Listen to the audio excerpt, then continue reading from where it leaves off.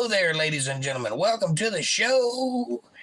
It's Untethered Live, and I'm your host, Jake Johnson, and this is Monday Night Bible Study. Caucasian Sasquatch gets the gold star. Are you okay? Yes, I am okay. How are you?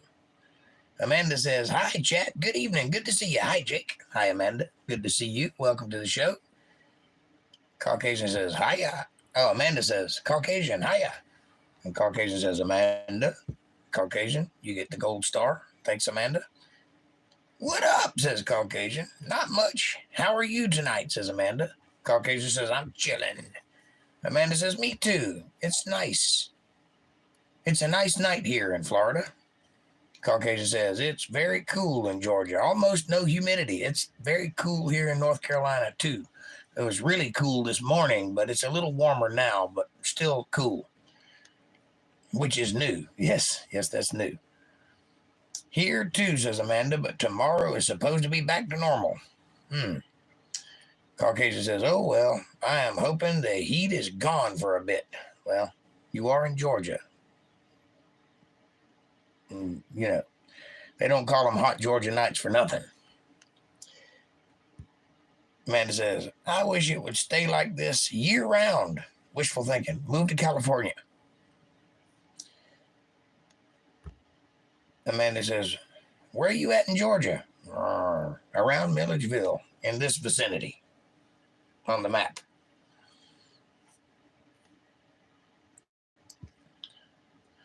He is alive, says Caucasian. I am alive.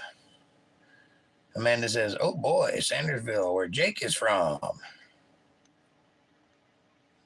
Not cool to give away locations.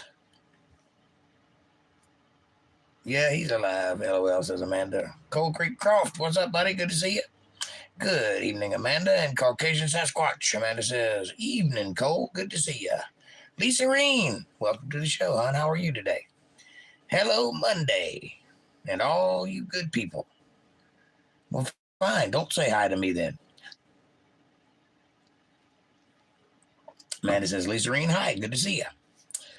How is everybody? It's a wonderful Monday afternoon. It's nice and breezy and cool outside. I got a t-shirt on. No button down tonight. You have been emailed. Okay, I will check it out. Is Shep as a dog? Is that a friend of yours? You are good too, Jake. Thank you. Thank you. I appreciate that. I try to be. I'm mean as a rattlesnake, but I try to be good. I'm chaotic good if we're playing D&D. Does anybody know who Shep as a dog is? You don't think so? He tried to get me to play a song Wednesday night, and I think he tried to outsmart me because I'm not going to play a song I haven't listened to. And the song he asked me to play was a very homosexual song. And if he comes back Wednesday, I'm going to give him an earful. That was not very nice, especially at Bible study. But anyway, I should have picked up on the name of the artist, but it didn't occur to me at the moment. But I'm glad I looked into it. Be right back. Okay. The name of the artist was Dixon Dallas. Dixin Dallas. I should have saw that. I normally see those things. I didn't see it that time because it sounded like one of those newfangled yuppie names. But you almost got me, but you didn't quite get that far, if you happen to be listening. Anyway, we are in the great book of Kings, 1 Kings tonight, chapter 22, verse 41. That's where we left off last night. That's where we're going to pick up tonight. And the story shall continue from the perspective of Jehoshaphat, king of Judah. Remember that Israel and Judah are separated at this moment. There are two separate kingdoms. They're supposed to all be one kingdom, but they're separated. And then you got the two half tribes, Manasseh and Ephraim over here.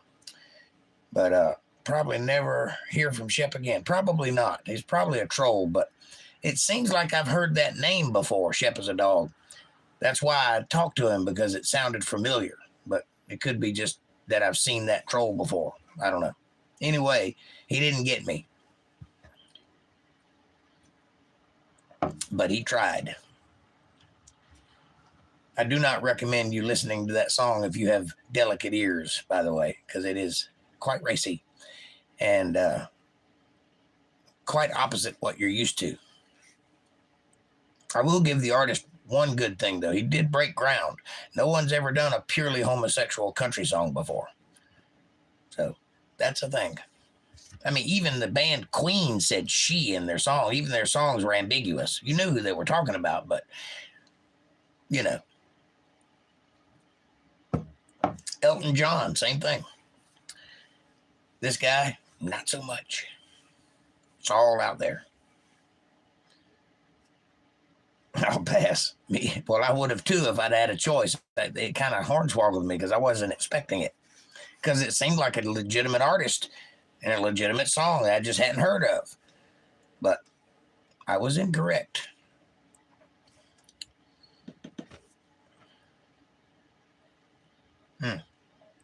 Tonight's episode is brought to you by this hot cup of coffee and the letter B and the number 2.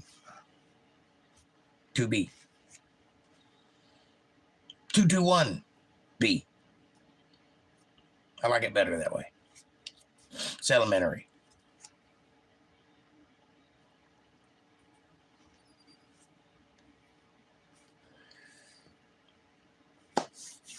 We'll go about 3 more minutes and then we'll get started. Just try to give everybody a chance to rattle in here. Who's coming anyway? Please do hit that like button, everybody. There's 8 people in chat. There's only 3 like buttons smashed. Come on now. It's free. Just do that.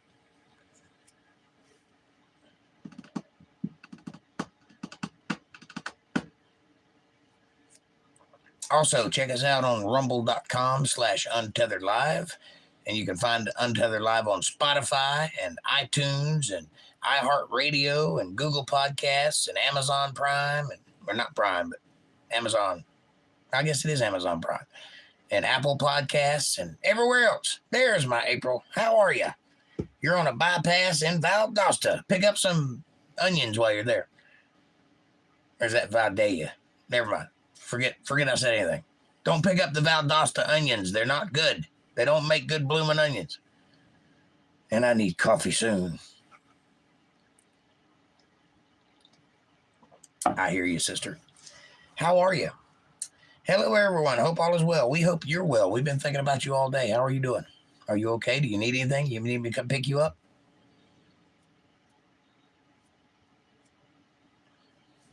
I'll be on my way in a jiffy.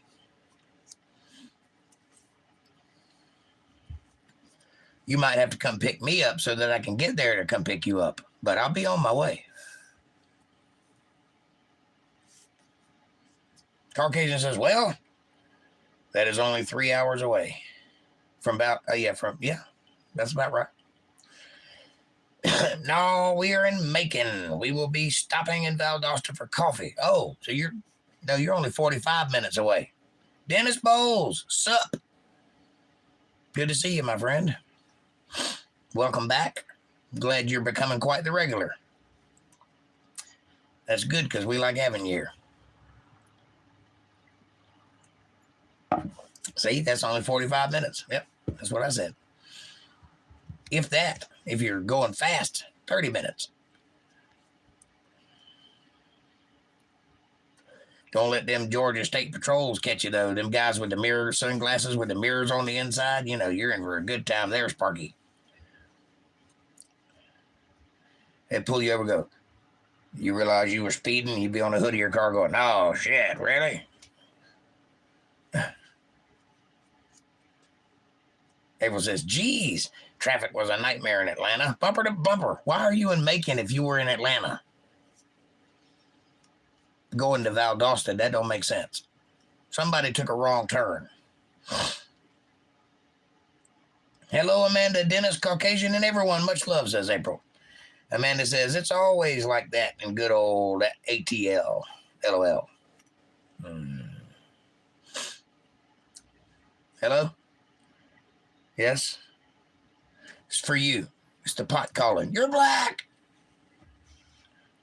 Caucasian says, Dennis.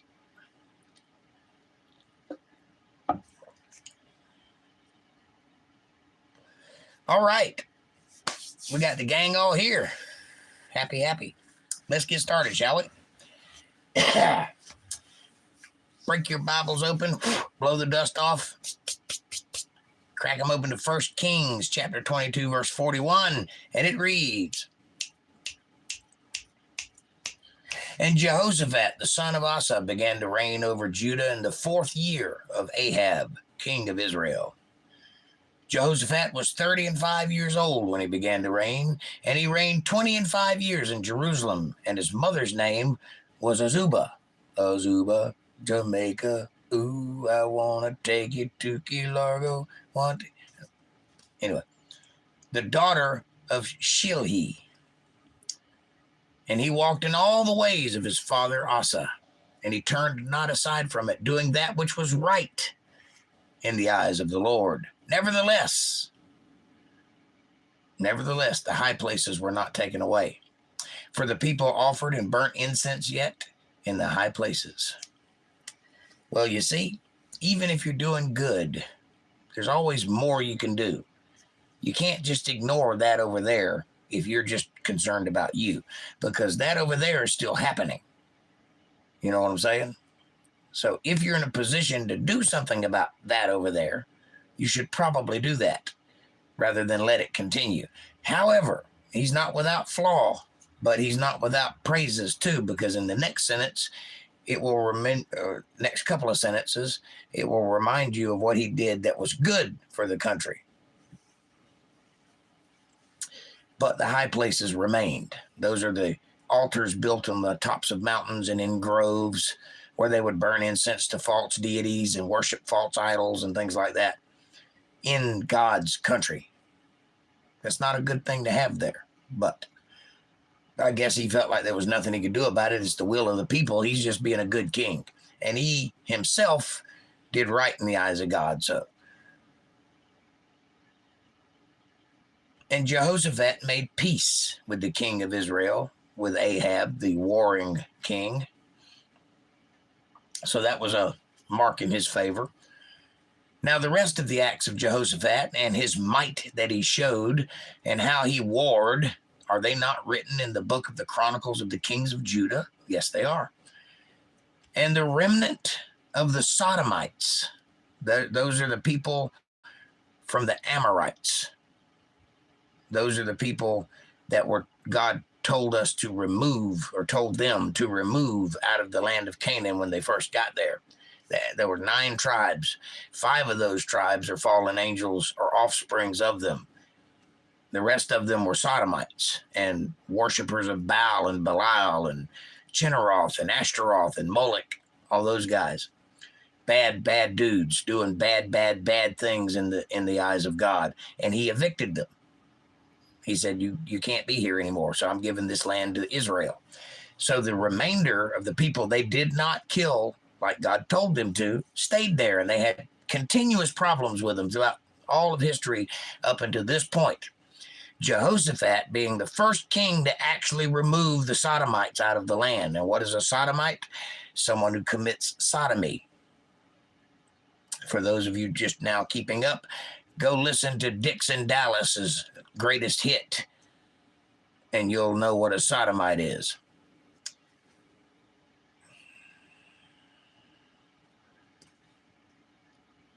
And the remnant of the Sodomites which remained in the days of his father Asa, he took out of the land.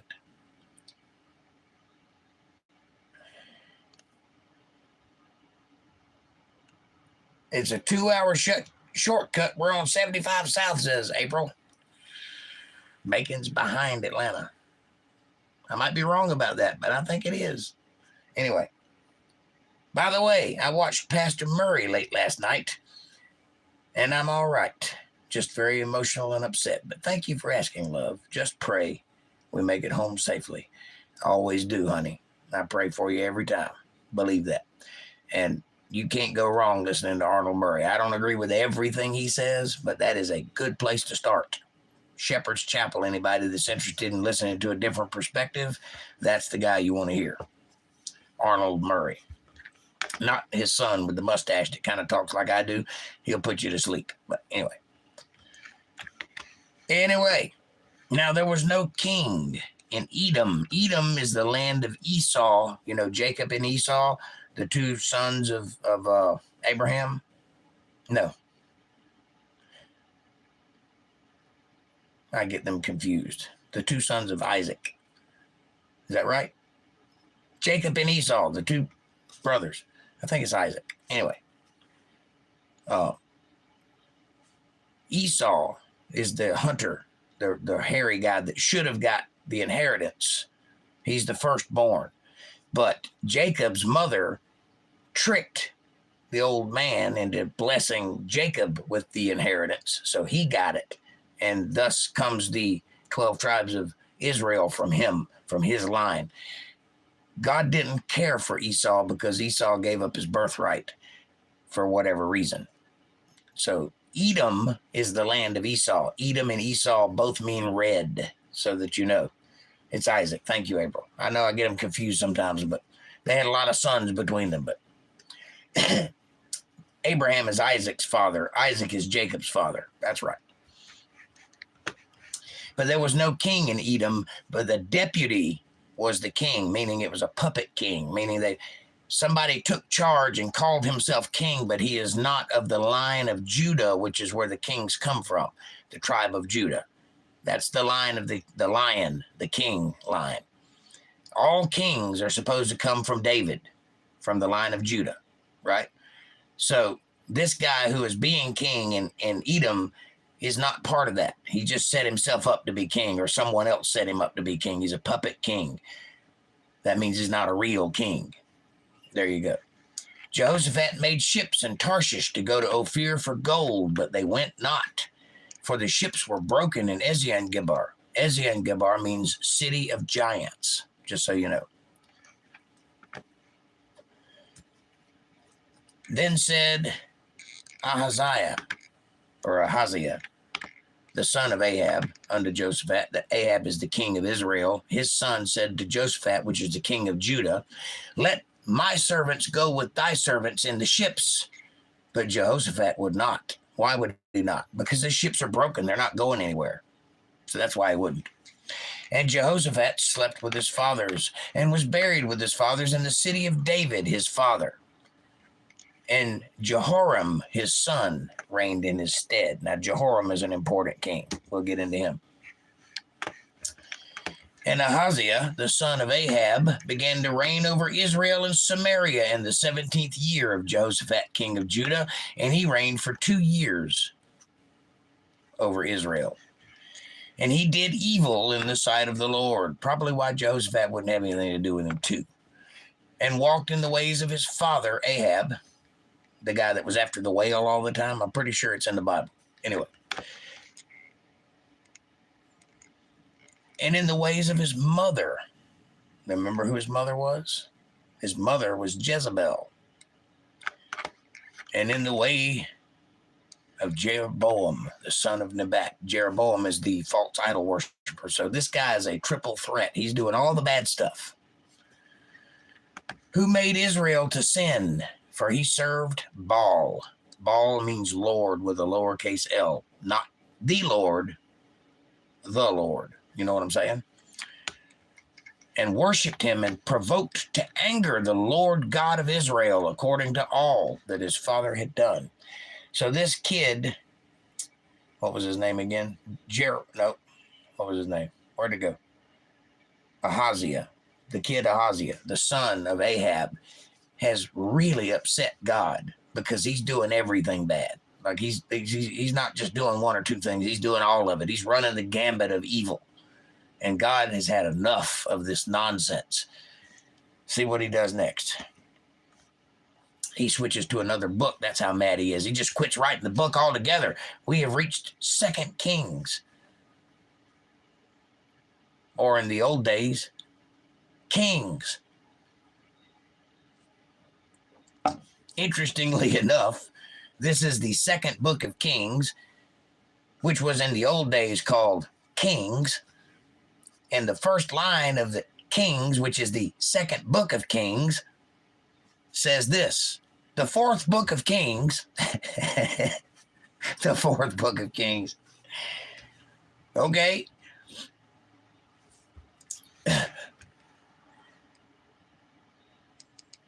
Then Moab rebelled against Israel after the death of Ahab.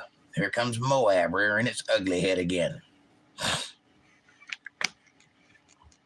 Then Ahaziah fell down through the lattice in his upper chamber that was in Samaria and was sick. And he sent messengers and said unto them, go inquire of Beelzebub. Go talk to Satan, the god of Ekron, whether I shall recover of this disease. Notice the word God is lowercase. That's not a title. That's a,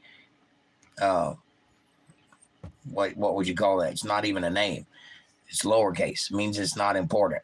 This Beelzebub is not a good character.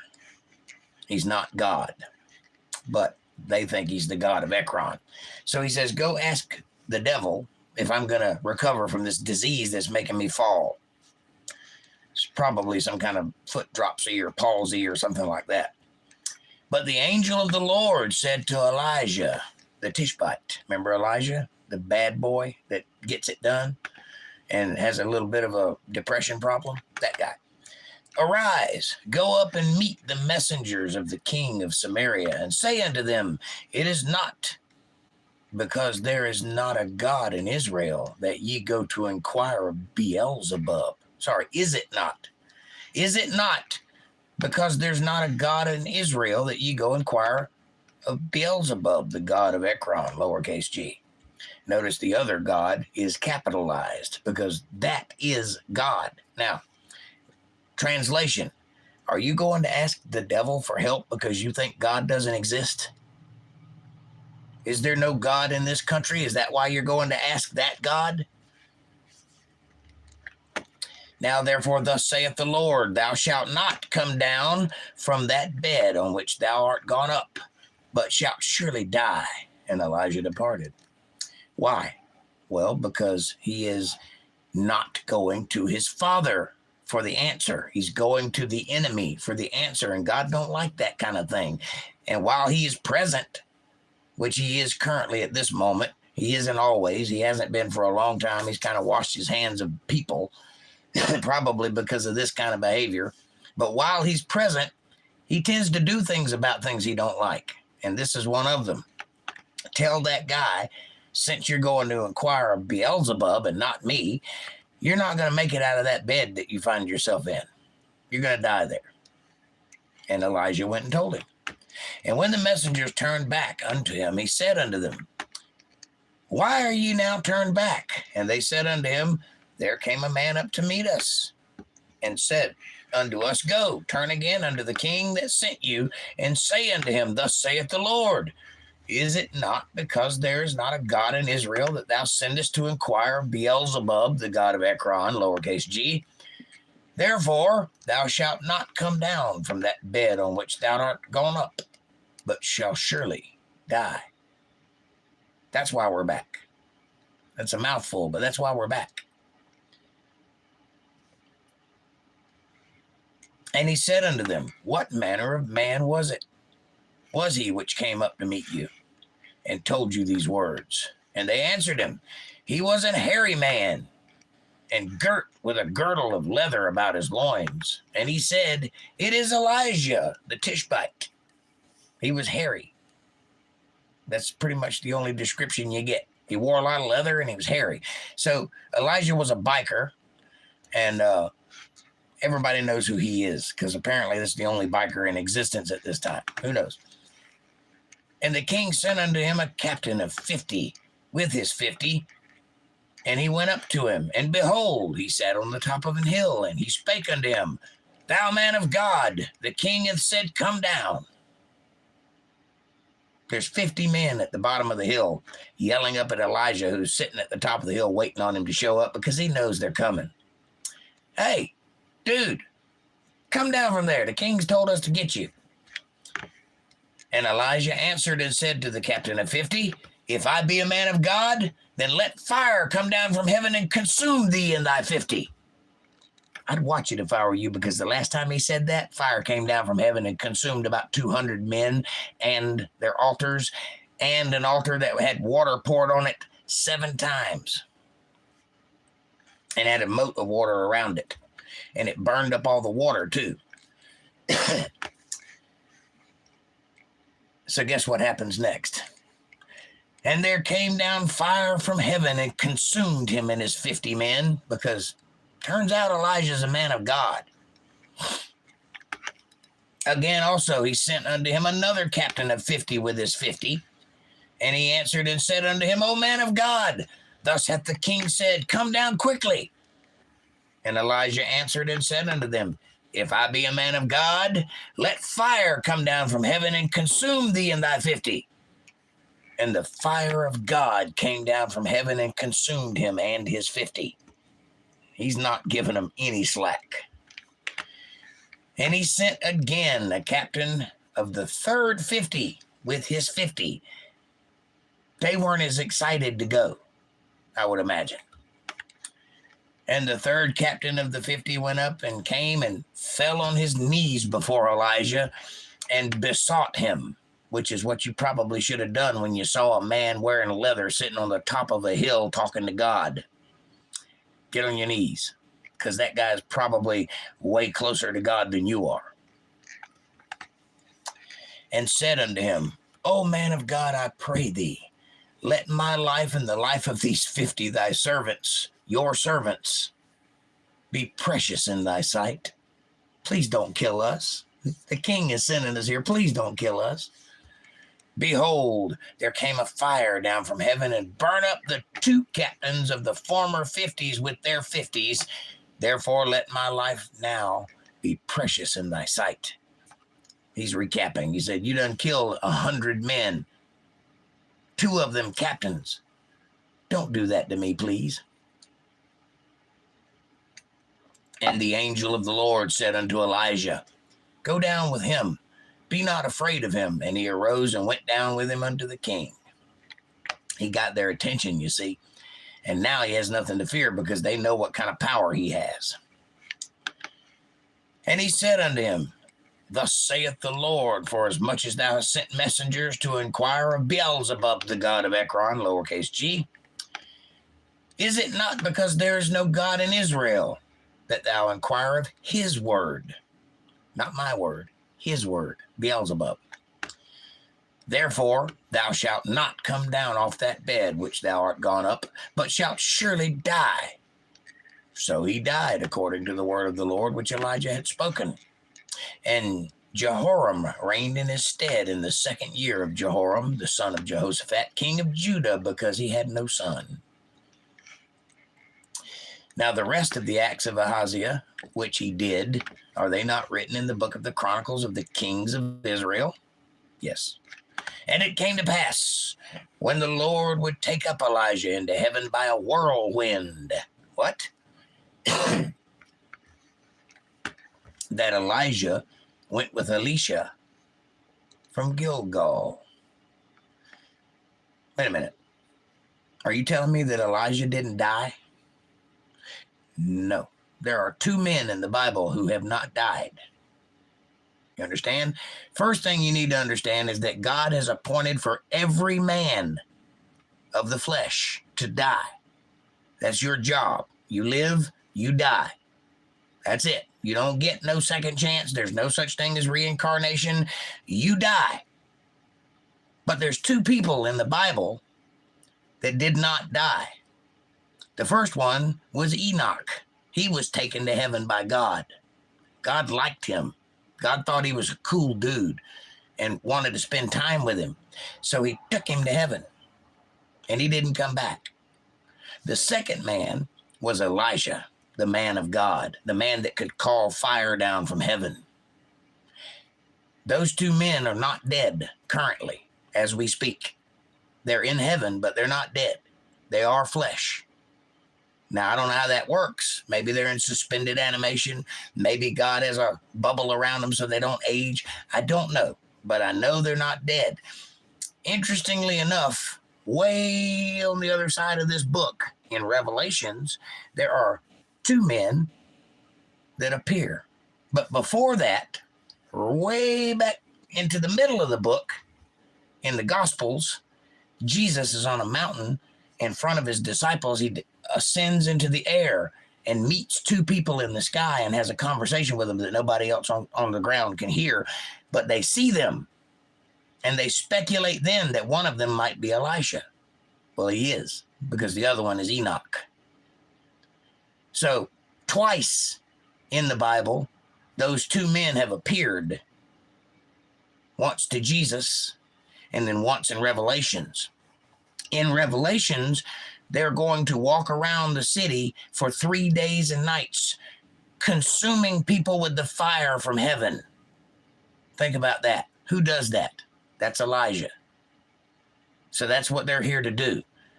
I think that's metaphoric, by the way. I think they're teaching the word of God, and that's the fire that people are going to be consumed by. It could be literal, though. They might literally be burning people alive. I don't know.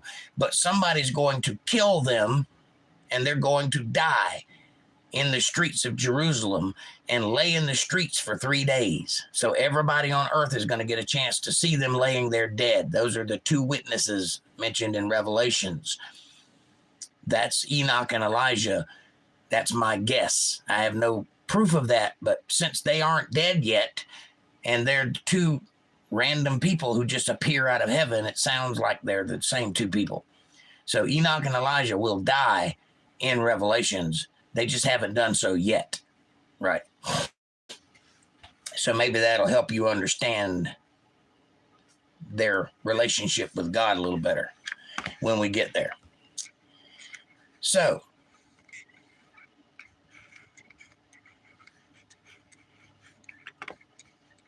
where am I at? Oh, yeah.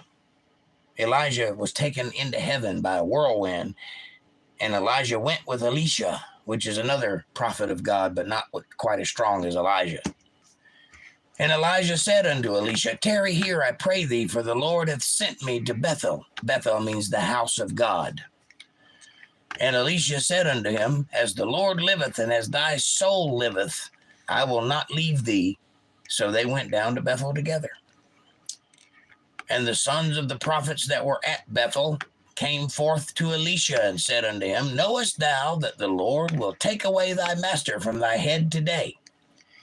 And he said, Yea, I know it. Hold your peace. Hold ye your peace. Yes, I know Elijah's fixing to leave us. Hold your peace. He knows what he's doing. God knows what he's doing. And Elijah said unto him, Elisha, tarry here, I pray thee, for the Lord hath sent me to Jericho. And he said, As the Lord liveth, and as thy soul liveth, I will not leave thee. So they went to Jericho. I think Elijah is trying to get rid of Elisha, but it ain't working. What is General Order 24? That's a Star Wars thing, right? Or a Star Trek thing. Star Trek thing. I know what General Order 1 is, but I don't know what General Order 24 is. I'd have to watch the movies again. All right. Let's see where I lost my place. I'll get to the chat in a minute. And the sons of the prophets that were at Jericho came to Elisha and said unto him, Knowest thou that the Lord will take away thy master from thy head today? And he answered, Yea, I know it. Hold your peace. This is the second time this conversation has occurred in as many cities. For emphasis, it's going to happen again. And Elijah said unto him, Tarry, I pray thee here, for the Lord hath sent me to Jordan. And he said, As the Lord liveth, and as thy soul liveth, I will not leave thee. And they too went on.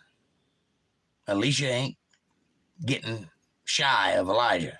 Spend every minute he can with him because he knows he's leaving. And 50 men of the sons of the prophets went and stood to view afar off, and they too stood by Jordan. And Elijah took his mantle and wrapped it together and smote the waters, and they were divided hither and thither. This is the third time that water has separated for a man of God. Third time.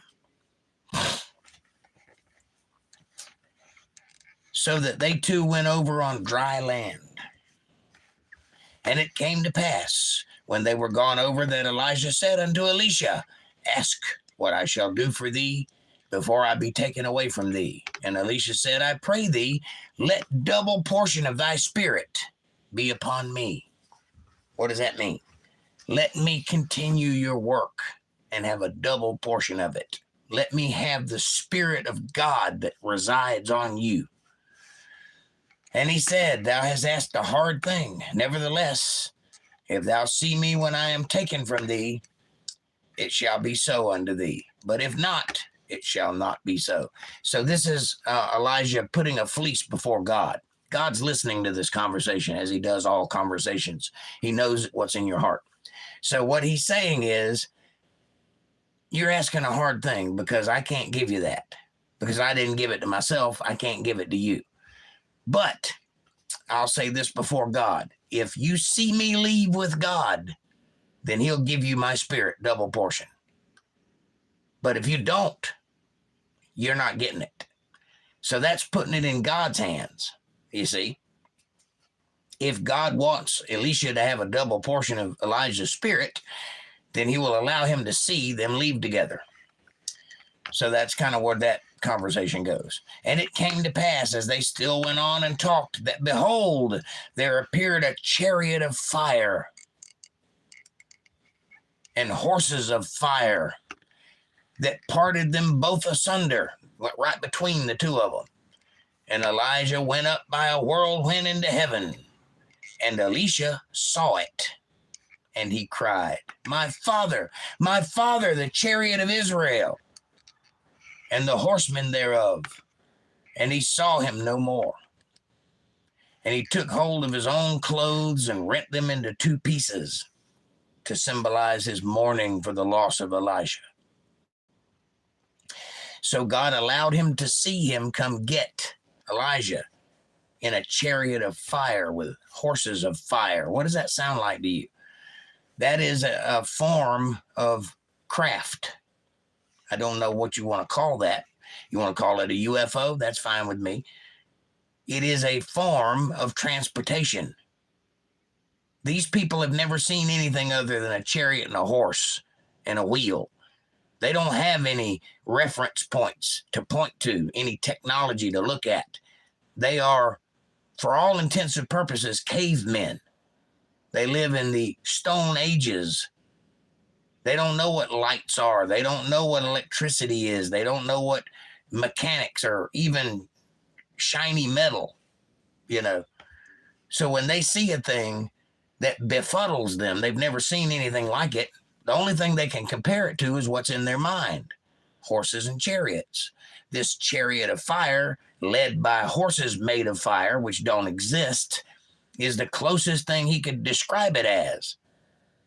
So it's a form of transportation. So what am I saying? God has a spaceship or something. And he took up also the mantle of Elijah that fell from him. Why did it fall from him? Because he's in his spiritual body. That's why. Don't need clothes.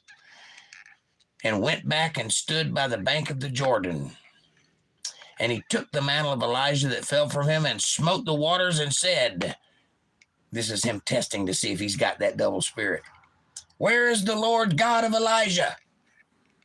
And when he also had smitten the waters, they parted hither and thither, and Elisha went over. This is proof positive that he now possesses the same power, double what Elijah had. Imagine that. Imagine having that power, the power of God, or some of it, whatever God gave him, whatever abilities he had, mostly to call on God, and God would respond. And when the sons of the prophets, which were to view at Jericho, saw him, they said, the spirit of Elijah doth rest on Elisha. And they came to meet him and bowed themselves to the ground before him. Why? Because he's got the power. What power? The power of voodoo. Hoodoo. He do. Do what? Has the power. What power? See what I'm saying? And they said unto him, behold now, there be with thy servants 50 strong men. Let them go, we pray thee, and seek thy master, lest peradventure the Spirit of the Lord hath taken him up, and cast him upon some mountain, or into some valley. And he said, ye shall not send. The people are freaking out because they saw from a distance, they were over there watching, and they saw Elijah go up in this wisp of fire or whatever it was. And they're saying, let's go look for his body. He went up. He's got to come down, right? Maybe God took him up and dropped him on a mountain. And Elisha's like, you're not sending people. Do not tempt the Lord your God. He took him up. He's up. That's it. He's gone.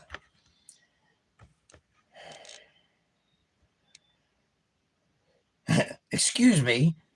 What does God need with a starship? Coincidence? Bonus? Star Trek reference. Yes. Well, you know. Apparently he needs it to drive around in.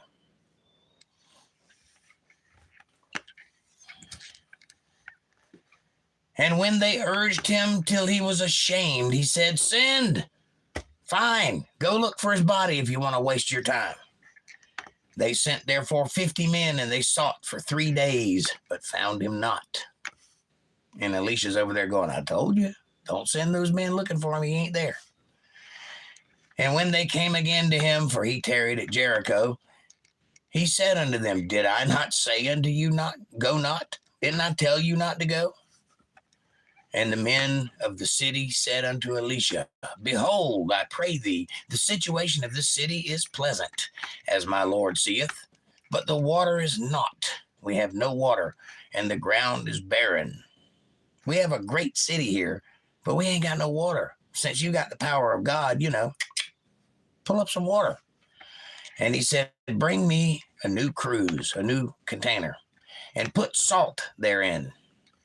And they brought it to him. He said, I saw this in a cartoon once, but I'm pretty sure I can pull it off. He didn't say that. And he went forth unto the spring of the waters and cast the salt in there and said, thus saith the Lord, I have healed these waters, and there shall not be from thence any more death or barren land. Well, what was wrong with the water? They had water, but they couldn't drink it. Why? Because it's poison. Why? Because there's a lot of war and a lot of germs and a lot of bacteria floating around, a lot of dead people, a lot of things icky, and it got in the water, so they couldn't drink it. The salt purified the water. Now, if you own a filtration system, you'll notice that you use salt to purify the water. You run the water through salt rock and it comes out pure. Same thing's happening here. Only God's doing it with the salt that's in the cruse. But it's still scientifically accurate. Oddly enough, they knew that 4,000 years ago, that salt would purify water, because it just said so in a book that's about 4,000 years old. I'm just saying, pay attention to the Bible. It knows things. So the waters were healed unto this day, according to the saying of Elisha, which he spake. And he went up from thence unto Bethel, the house of God.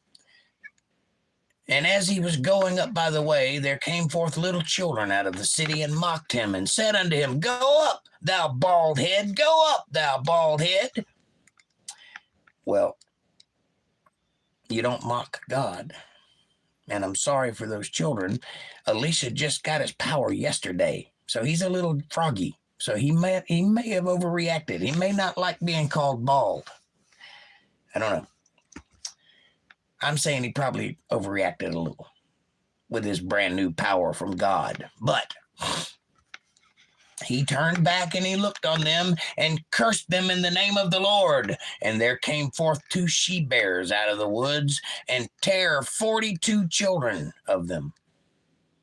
Didn't kill them, but they mauled them. Point of fact, if you see a man of God, don't mention his baldness.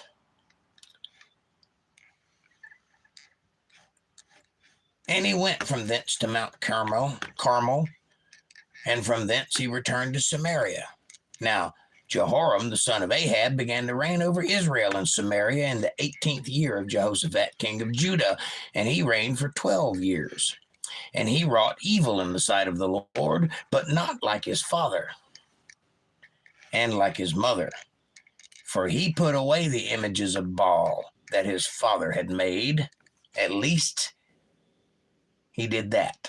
I mean, he was a bad dude. He did bad stuff. He broke commandments. But at least he got rid of those images of Baal. Nevertheless, he cleaved unto the sins of Jeroboam, the sons of Nebat, which made Israel to sin. He departed not therefrom. Now, what does that mean? Remember, Jeroboam is the guy who started the false religion, the fake religion that isn't real. There is no God behind it. He appointed paupers and poor people to be priests, anybody he could get to fill the job, and he made up a religion and started collecting money based on it. This guy carried out that. And Mesha, king of Moab, was the sheep master, and rendered unto the king of Israel 100,000 lambs and 100,000 rams with wool. But it came to pass when Ahab was dead that the king of Moab rebelled against the king of Israel, and King Jehoram went out of Samaria the same time and numbered all Israel. They had a census, that's what that means. And he went and sent to Jehoshaphat, the king of Judah, saying, the king of Moab hath rebelled against me. Wilt thou go with me against Moab to battle? And he said, I will go up. I am as thou art, my people as thy people, my horses as thy horses. Where have we heard this before? Seems like he's said this very same thing to somebody else before, and that somebody else turned on him in battle. We'll see what happens. And he said, which way shall we go up? And he answered, the way through the wilderness of Edom. Remember, Edom has no king. It's a puppet king. That guy has no power. So that's where they're going, through that part of the world. So the king of Israel went, and the king of Judah, and the king of Edom, the puppet king of Edom, and they fetched a compass of 7 days' journey. And there was no water for the host or for the cattle that followed them. And the king of Israel said, alas, that the Lord hath called these 3 kings together to deliver them into the hand of Moab. But Jehoshaphat said, is there not here a prophet of the Lord, that we may inquire of the Lord by him? Do we not have a prophet? You remember that guy Elisha we talked about earlier? Hey, maybe we can talk to him. And one of the kings of Israel's servants answered and said, here is Elisha, the son of Shaphat, which poured water into the hands of Elijah. And Jehoshaphat said, the word of the Lord is with him. So the king of Israel and Jehoshaphat, the king of Edom, and the king of Edom went down to him. And Elisha said unto the king of Israel, what have I to do with thee? Why are you bothering me? I'm just back here walking. Leave me alone. Help, help, I'm being oppressed.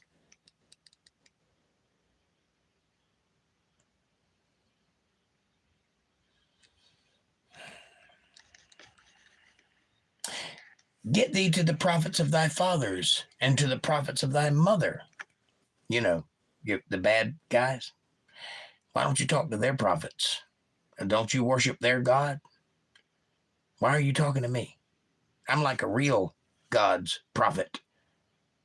Don't you want to talk to your mom and dad's prophets? The ones that Elijah had murdered? Oh, they're dead. Sorry. I understand that. And the king of Israel said unto him, nay, for the Lord hath called these 3 kings together to deliver them into the hands of Moab. And Elisha said, as the Lord of hosts liveth, before whom I stand, surely, were it not that I regard the presence of Jehoshaphat, the king of Judah, would I not look towards thee, nor see thee. That's an insult, buddy. Those are fighting words. What did he just say?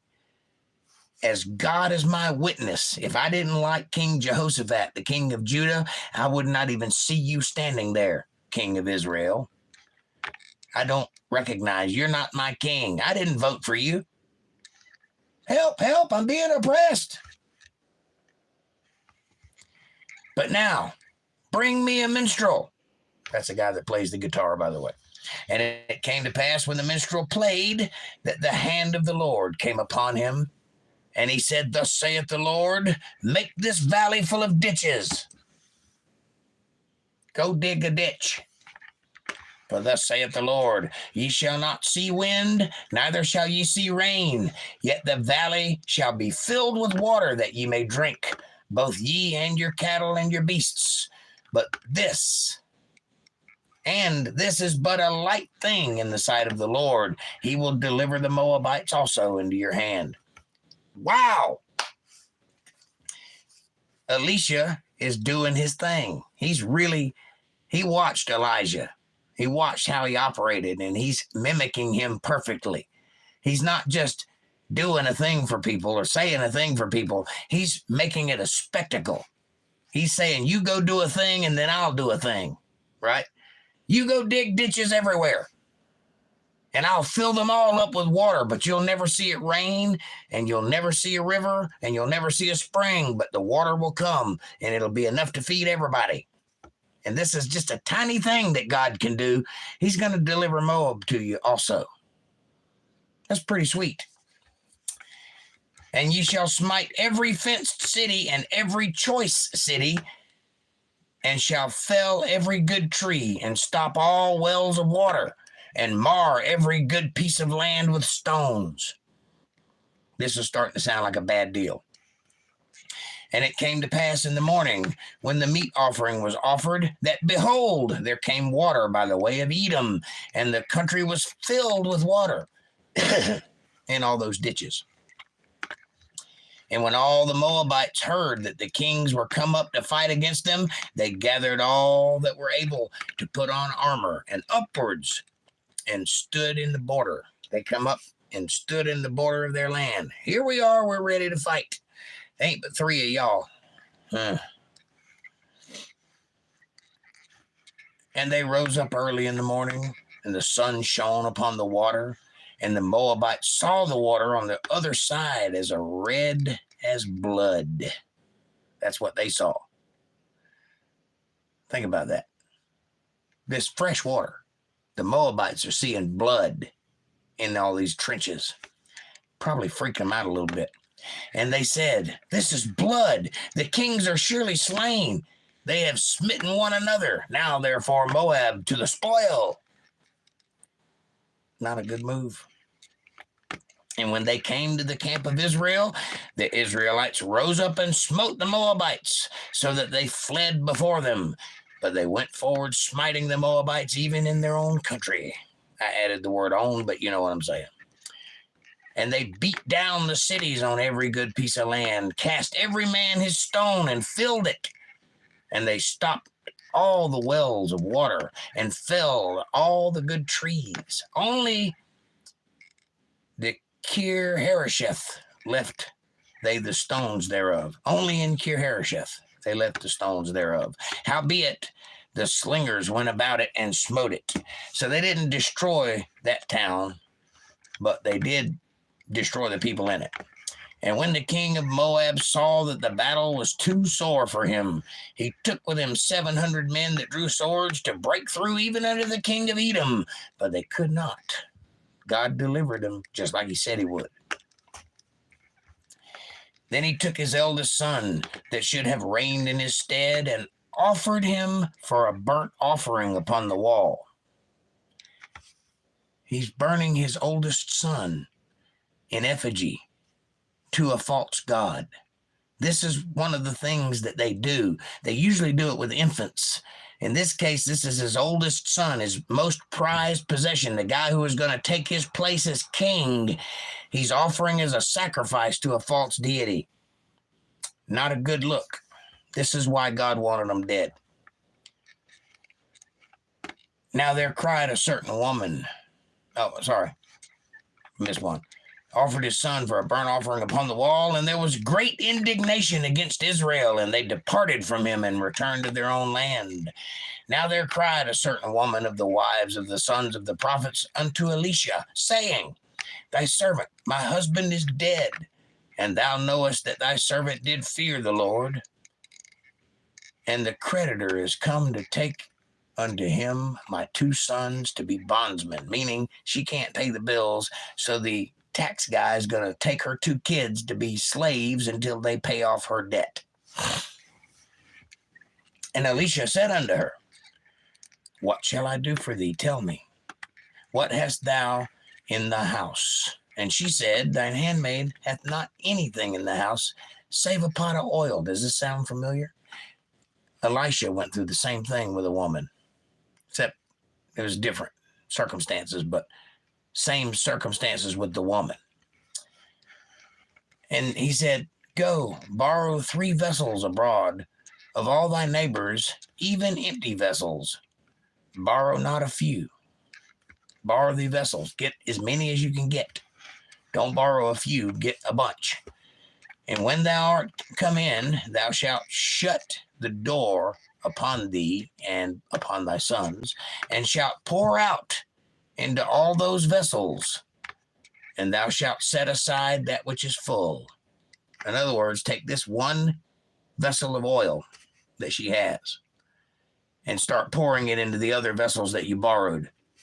Many of them. Get as many as you can get. And when it's full, put it aside and keep doing it. So she went from him, shut the door upon her and her sons, who brought the vessels to her, and she poured out. And it came to pass, when the vessels were full, that she said unto her son, Bring me yet a vessel. And he said unto her, There is not a vessel more. And the oil stayed. She still had a full container of oil, and all the vessels that she borrowed were also full of oil. Then she came and told the man of God, and he said, Go sell the oil and pay thy debt, and live thou and thy children off the rest.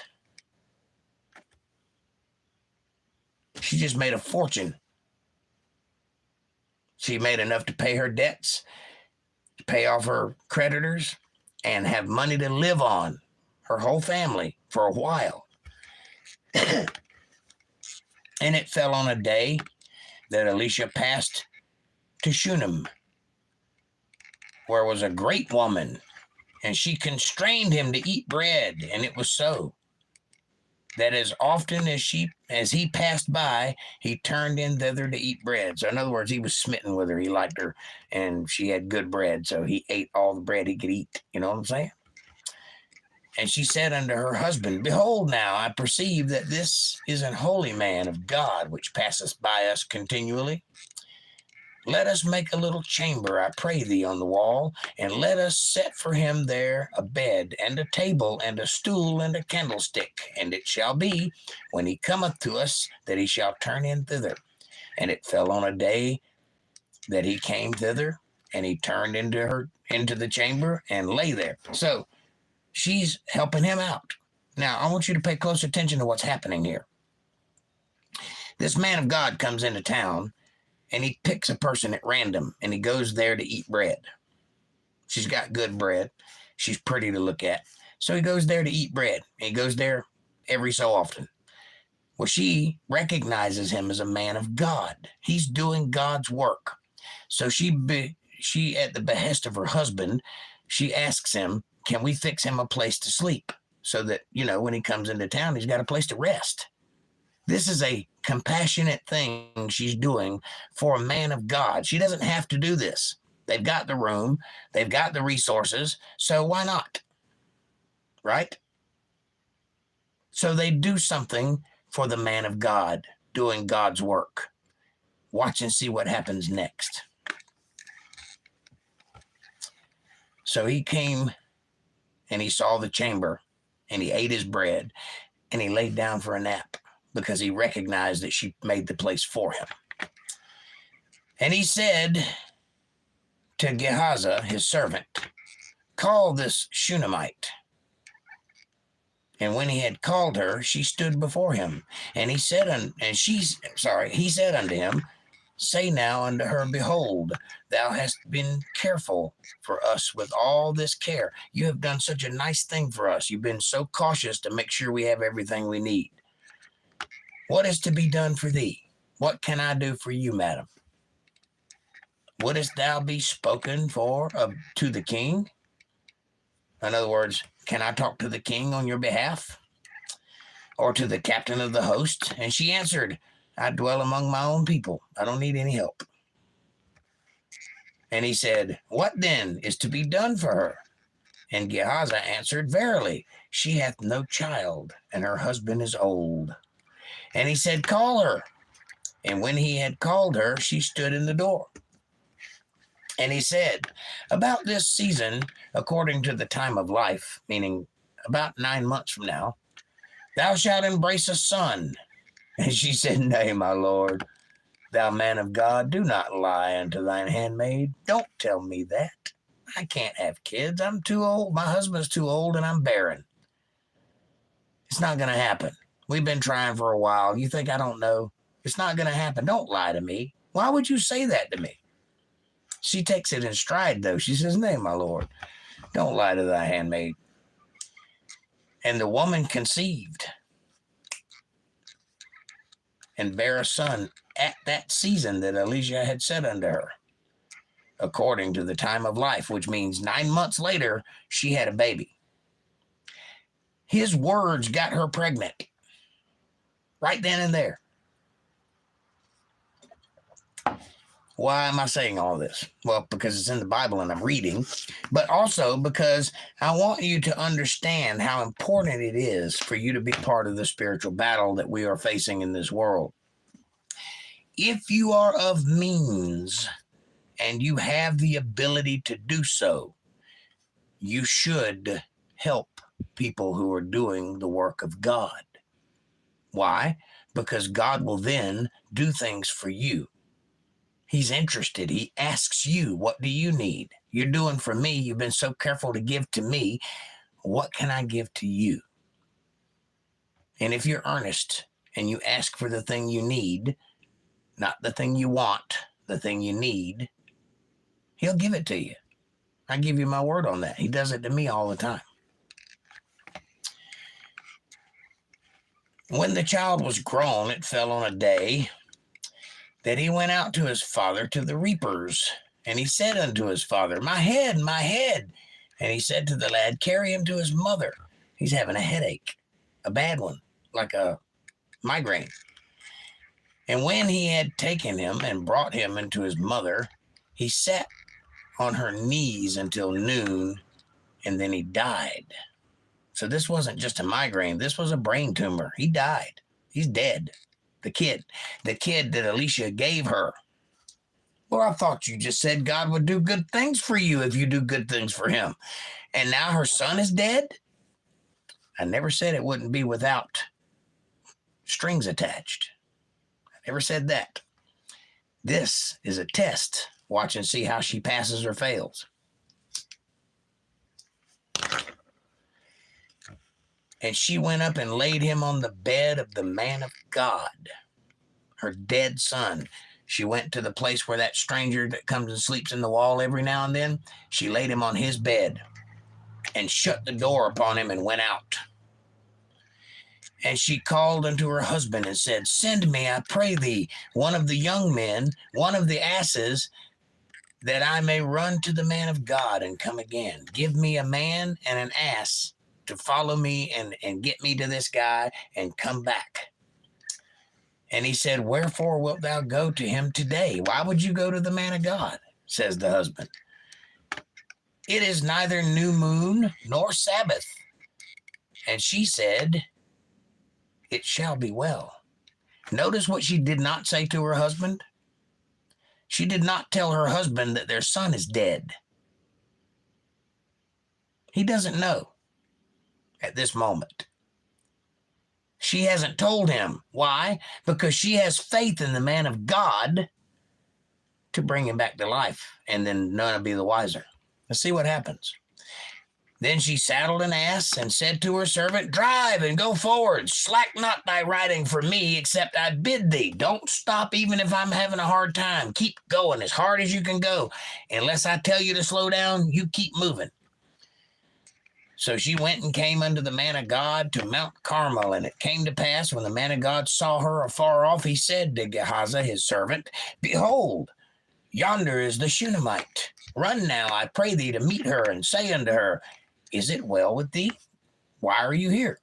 Is it well with thy husband? Why are you here? Is it well with thy child? Why are you here? And she answered, it is well. And when she came to the man of God to the hill, she caught him by the feet. She grabbed his feet. That means she's bowing prostrate to him, holding his feet. But Gehazi came near to thrust her away, and the man of God said, let her alone. For her soul is vexed within her, and the Lord hath hid it from me, and hath not told me. So Elisha is perplexed. He doesn't know what's wrong with her because God didn't tell him. He's a prophet. God tells him things. He didn't tell him this. Why? To see what he would do. Everything is a test. Watch this. Then she said, did I desire a son of my Lord? Did I not say, do not deceive me? Did I ask you for this child? I did not. I said, I hang out with my own people. I don't need anything. I was doing something for you. You gave me the child. Then he said to Gehazi, gird up thy loins, and take my staff in thine hand, and go thy way. If thou meet any man, salute him not. And if any salute thee, answer him not again, and lay my staff upon the face of the child. He's not even going to go. He sent his servant with his stick. He said, don't let anybody stop you. Don't talk to anybody. Don't look at anybody. Just keep moving until you get there. And when you get there, put my stick on his face. But that might work. Nobody knows medicine at this point, so it could happen. And the mother of the child said, as the Lord liveth, and as thy soul liveth, I will not leave thee. And he arose and followed her. She's not leaving his side. She found him. She's not letting him go till her son's okay. That's a good mama. And Gehazi passed on before them and laid the staff upon the face of the child, but there was neither voice nor hearing. Wherefore he went again to meet him and told him, saying, the child is not awakened. And when Elisha was come into the house, behold, the child was dead and laid upon his bed. And he went in, therefore, and shut the door upon them twain. Just him and the dead kid in the room. He shuts the door. Mom's outside. Gehazi's outside, or whatever his name is. The servant is outside. Dad still doesn't know his son is dead, by the way. And prayed unto the Lord, unto God Almighty. And he went up and lay upon the child. It means he bowed himself over the child. He didn't lay on him this way. He laid on him this way, so don't get weird on me. And put his mouth upon his mouth, meaning CPR, not mouth on mouth, man on man, child sex. He breathed into his mouth. Calm yourself down. And his eyes he put upon his eyes, and his hands upon his hands, and stretched himself upon the child, and the flesh of the child waxed warm. He gave of his own spirit to the child. And then he returned and walked into the house to and fro, and went up and stretched himself upon him. The child sneezed 7 times, and the child opened his eyes. And he called Gehazi, and said, call the Shunammite. So he called her. And when she was come in unto him, he said, take up thy son. This is very Jesus-like behavior, by the way, just so you know. Elisha has the spirit of Elijah times 2. Elijah could call God from heaven and he would respond. Imagine what Elisha could do if he put his mind to it. I wonder how many times more of that spirit did Christ have? Because he could raise the dead just by speaking to them. Anyway, Elisha came again unto Gilgal, and there was a dearth in the land. What does that mean? It means it was like problems going on. And the sons of the prophets were sitting before him, and he said unto his servant, set on the great pot, and seethe pottage for the sons of the prophets. What does that mean? Make food for the sons of the prophets. Or tea. Maybe it was tea. Who knows? And one went out into the field to gather herbs, and found a wild vine, and gathered thereof wild gourds, his lap full, and came and shred them into the pot of pottage, for they knew them not. What does that mean? They didn't know these people, so they were just feeding them whatever they could find. So they poured out for the men to eat, and it came to pass, as they were eating of the pottage, they cried out and said, O thou man of God, there is death in the pot. And they could not eat thereof. But he said, then bring meal. And he cast it into the pot, and he said, pour out the people that they may eat. And there was no harm in the pot. What does that mean? Death in the pot means that it was poisonous. The gourds were poisonous. And they recognized the taste of it, apparently, and told the man of God, we can't eat this. It'll kill us all. And so he says, bring me some meal, cornmeal. And he threw a handful of meal in the pot, and he said, fine, it's fine, eat it. And so they tasted it. Sure enough, it was fine. He killed the poison in the pot like that. That's the man of God for you. And there came a man from Baal-Shalisha. That means Lord Shalisha. And brought the man of God bread of the first fruits, 20 loaves of barley, and full ears of corn in the husk thereof. And he said, give unto the people that they may eat.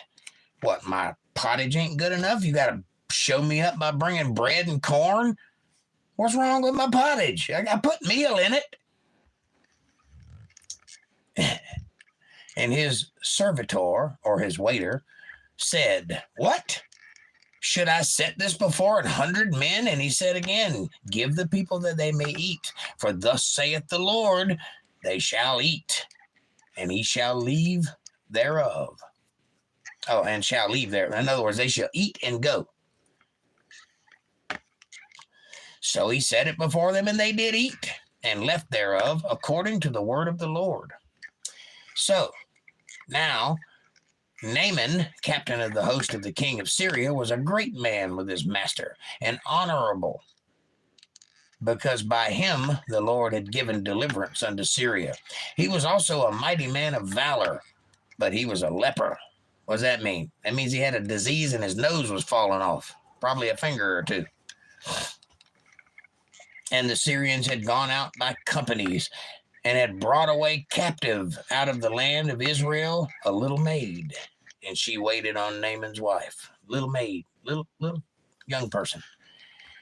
And she said unto her mistress, would God, if only God could hear me, my Lord were with the prophet that is in Samaria, for he would recover him of his leprosy. This little maid told the wife of this man who has leprosy, if you only knew Elisha, he would cure you of that leprosy. And one went in and told his Lord, saying, thus and thus said the maid that is of the land of Israel. She knows what she's talking about. She's from there. And the king of Syria said, go. He said, go too. Go, and I will send a letter unto the king of Israel. And he departed, and took with him 10 talents of silver, and 6,000 pieces of gold, and 10 changes of raiment. What does that mean? He took a lot of presents to deliver along with the letter to the king. And he brought the letter to the king of Israel, saying, Now, when this letter is come unto thee, behold, I have therewith sent Naaman, my servant, to thee, that thou mayest recover him of his leprosy. And it came to pass, when the king of Israel had read the letter, that he rent his clothes and said, Am I God to kill and to make alive, that this man doth send unto me to recover a man of his leprosy?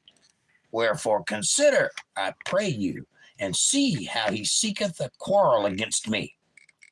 Find out what this guy's problem is, because I'm not God. I can't cure leprosy. What am I supposed to just say? You can live and you can die? I don't know what to do. This is the king of Israel. This is not Elisha. And it was so, when Elisha, the man of God, had heard that the king of Israel had rent his clothes, and that he sent to the king, saying, Wherefore hast thou rent thy clothes? Let him come now to me, and he shall know that there is a prophet in Israel. So Naaman came with his horses and with his chariot, and stood at the door of the house of Elisha. And Elisha sent a messenger unto him, saying, My master Elisha thinks that you have leprosy, so he's going to stay over there. And he sent me to talk to you instead. So please don't touch me. He didn't say any of that, but he said, Go and wash in Jordan 7 times, and thy flesh shall come again unto thee, and thou shalt be clean. To which he answered, You think I hadn't thought about taking a bath? That's not how leprosy works. Go wash 7 times in Jordan and you'll be clean. Relax. I'm a man of God. Trust me on this. Okay, fine.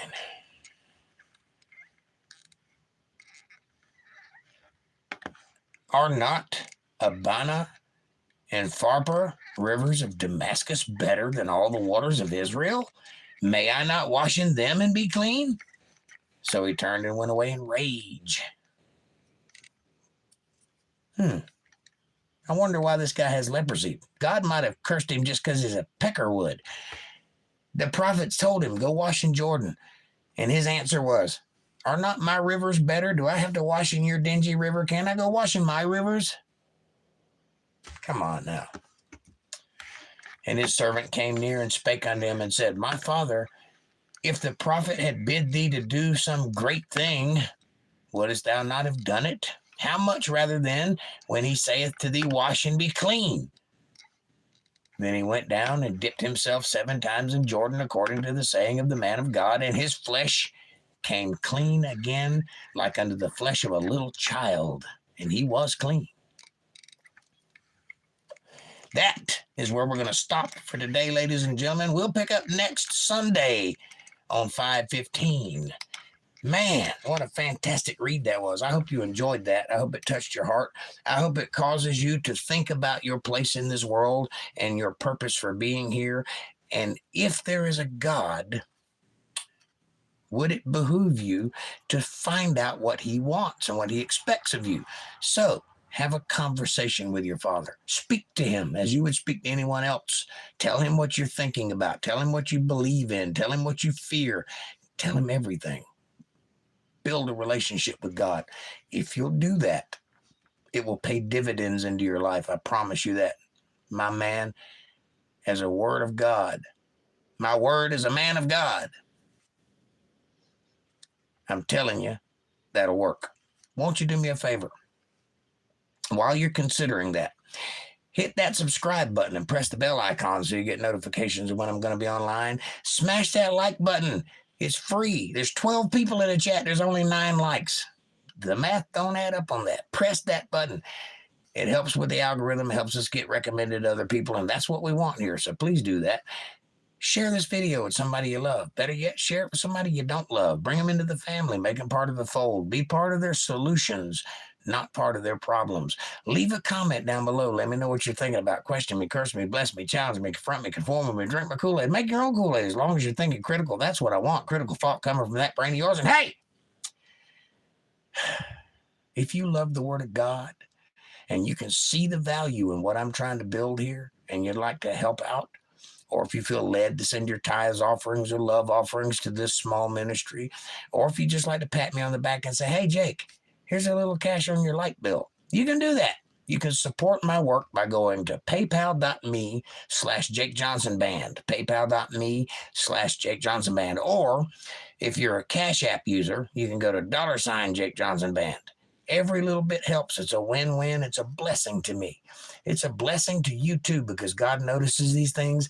And as I constantly point out, we live in a reciprocal universe. If and then.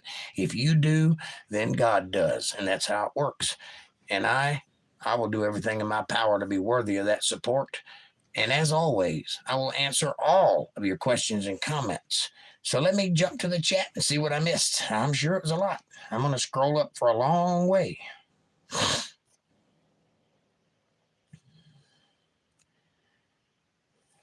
That's too far. You went too far.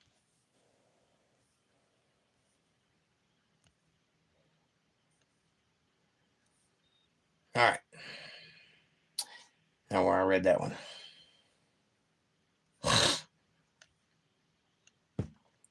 April says, Lisa, much love to you also, and whoever else is in chat. Kevin is driving at the moment, but he's listening, and he says hello to all. Hey, Kev, what's up, buddy?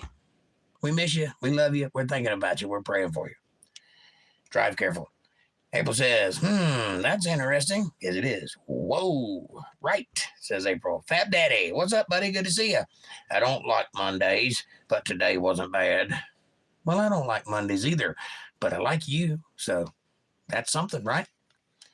Amanda says, hi, Fab Daddy, good to see you. Fab Daddy says, hi, Amanda. April says, hello, Fab Daddy, good to see you, much love. Fab Daddy says, hi, April, I have a question for Jake. I have an answer for you. Shoot. No, it's probably at the bottom of the chat, right? Got it. Okay, ask away. He'll answer either now or after. Thank you. Fab Daddy says, I have heard the Bible has foreseen the war happening in Israel. Is this true, and should we be worried? Yes, this is true. Yes, you should be worried. No, this is not the particular war that's happening today, is not the war that is foreseen in the Bible. The one that is foreseen in the Bible, you won't be able to ignore because it's going to concern everybody. But we are in that time. The Bible talks about the 70 weeks of Daniel. You can read the book of Daniel and get an idea of what those 70 weeks entail. That is allegorious for periods of time. That's 7-year periods. Christ said in the Gospels that this generation would not fall away before all the things in the Bible have come to pass, all the prophecies. Well, a generation is one of three things: 30 years, 70 years, or 120 years. I did the math on this not too long ago. It seems like about 2066 is the 120-year mark from 1948, which is when Israel came back together again as a nation, that marking the beginning or the end of the 70 weeks of Daniel and the beginning of the generation of the fig tree. That is allegorical speaking, meaning we are in the end times right now. We are right smack dab square in the middle of the tribulation as we speak. Look for it. It's coming to a city near you, but not today. So relax. You got time. Pray. Do right. Don't sin. Live your life. Simple as that. I hope that answers that. Cold Creek says, General Order 24, the entire Gaza Strip. I'm guessing that means blow it up. April says, Kevin says, hey, but let's have faith. But that is the worst place for war to start, correct? Just keep praying and have faith. God is in control. Amen, April. Good, astute observation there. Lisa Reed says, what's General Order 24? I don't know what it is, but I'm assuming it means bang. Cold Creek Croft says it's a Star Trek order used in the original series when Kirk and the ambassadors were taken hostage. Scotty gave them 2 hours before he'd destroy this planet by issuing Order 24, General Order 24. General Order 1 is don't interfere with pre-warp civilizations. It is the prime directive. Cold Creek Croft says, sorry, I get obscure when triggered, and oh hell, I'm obscure anyway. April says, I don't know, Lisa. Neither does Kevin. Hello, MVTV. Much love. CCC is obscure when he is a blur, says Fab Daddy. He's so obscure, he's a blur. What was that? Cold Creek Crow.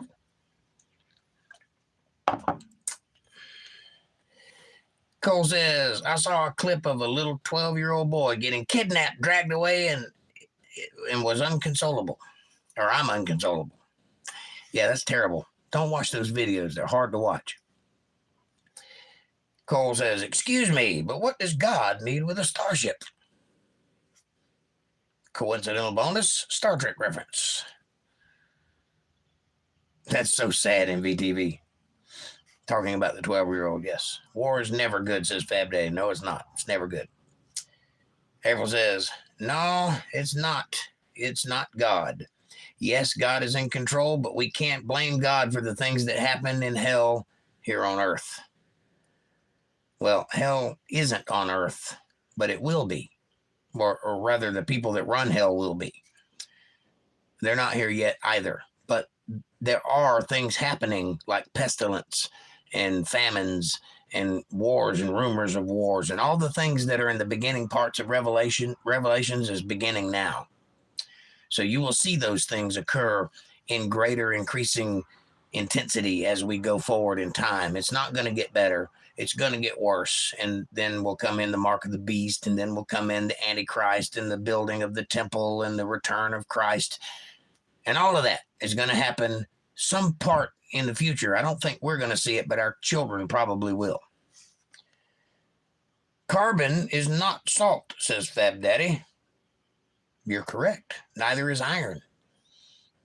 But he clearly said salt. Where did you get carbon from? Fab Daddy says, we are way smarter now than when this book was written. You think so?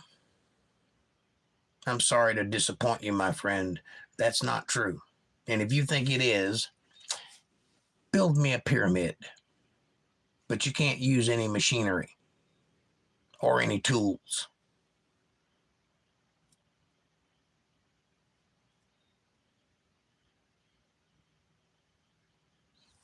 Better yet, just tell me how they did it and make sense.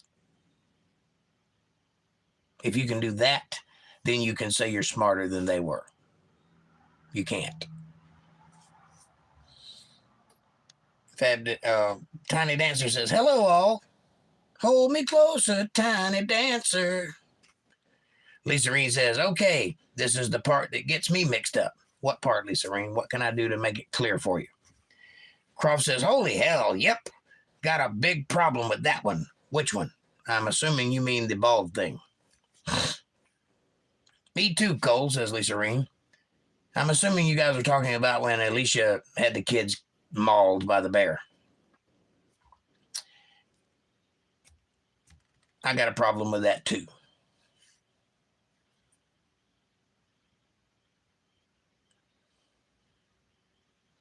Cole says, Doctor, don't little. Shrug. Gave it a shot. Walter Davis, what's up, my brother? Good to see you. And he says, good evening, all. Amanda says, Walter, hi. And Fab Daddy says, hi, Walter. April says, I know I was confused and still trying to understand why these things happen. It's Satan, and that I know for sure. A lot of evil in these times. So scary. Yes. Well, things happen because we have free will and because people are not genuinely good. People are genuinely corrupt and corruptible and bad at the core. There are good people, but people as a general rule are not good. I know you want to see the good in them. I know you want to expect the good in them, but they're not good, and they will screw you over almost every time. And the reason evil keeps winning is because they do stuff that good doesn't expect. That's why. So, why do we have these evil things happening in the world? Because there's a choice laid out before every one of us. Some of us make the right choice. Some of us don't. Both choices have consequences, both good and bad. It's how you keep making the right choice or the wrong choice that leads you down a path that causes things to spiral out of control. if you will do what God tells you to do, every one of us, these things will not happen anymore. But every one of us is not going to do what God told us to do. So there's some of these things are going to happen. Just the way it is. Christ would say a certain town had a wall fall and 24 men were killed under it. He said, were those men guilty of any sin? Did they deserve the wall to fall on them? Well, no, they were at the wrong place at the wrong time, and things happen. You can't avoid that. That's a thing that happens too.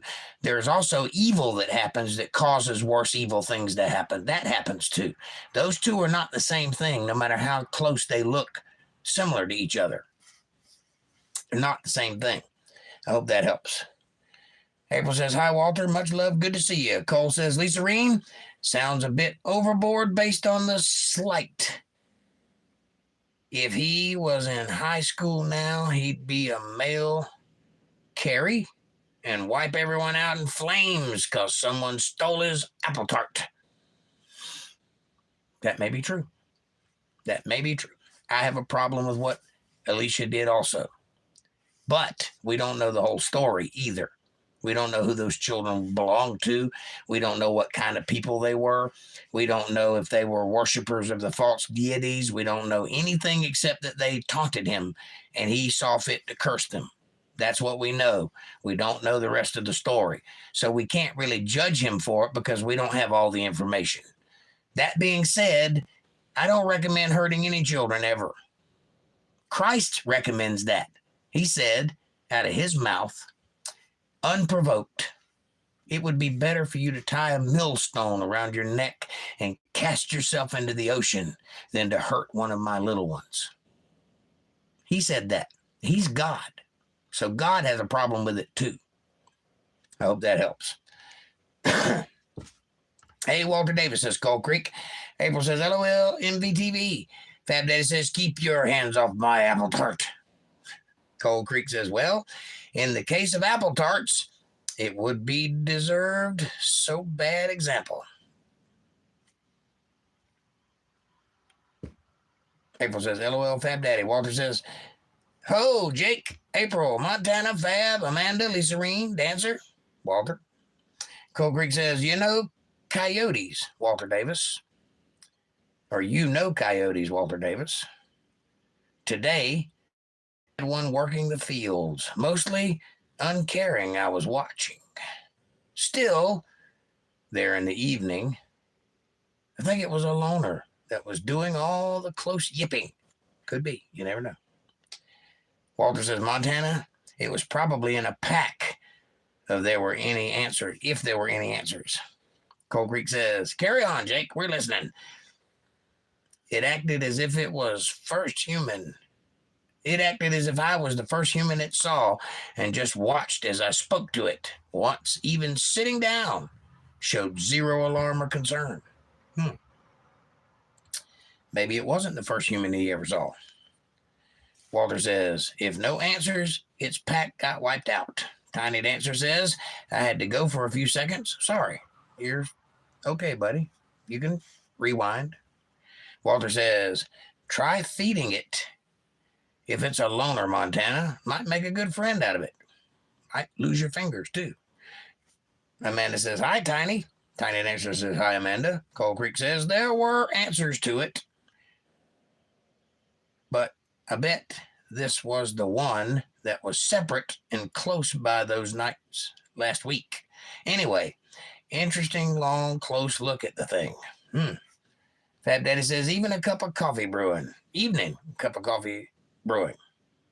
Evening cup of coffee brewing. Smells good.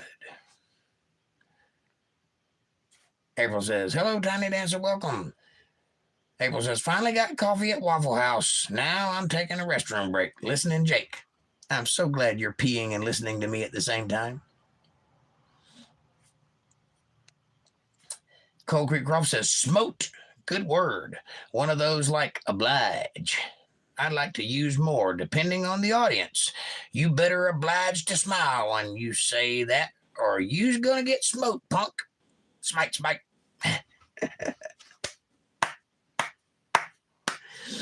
I love you, man. Cold Creek. Smote is past tense for smite, says Fab Daddy. Smitten is an opposite of a smite. It's not. Nope. Smitten is a past tense of smote, which is past tense of smite. Smite, smote, smitten. Swim, swam, swum. Or swimming. But smitten is too associated with attraction still. No, it means the same thing. Smitten. Hit with the heart. Smitten means to slap or smack.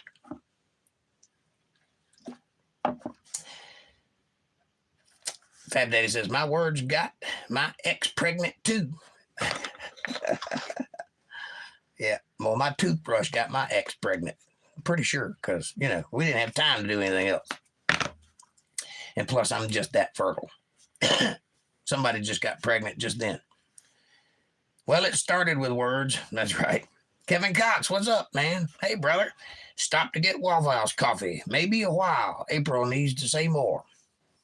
Oh, need I say more? April, need I say more? Yeah, she's in the bathroom. You might be a while. Amanda says, hi, Kevin. Fab Daddy says, how did your visit go, Kevin? Fab Daddy says, and congratulations for your Florida football teams. Lisa Reen says, God did it through Alicia, right? So God allowed the she-bear to tear up 42 children for calling him Baldy. I just cannot wrap my head around that. Did all 42 kids call him Baldy? His name calling enough. Okay, Lisa Reen.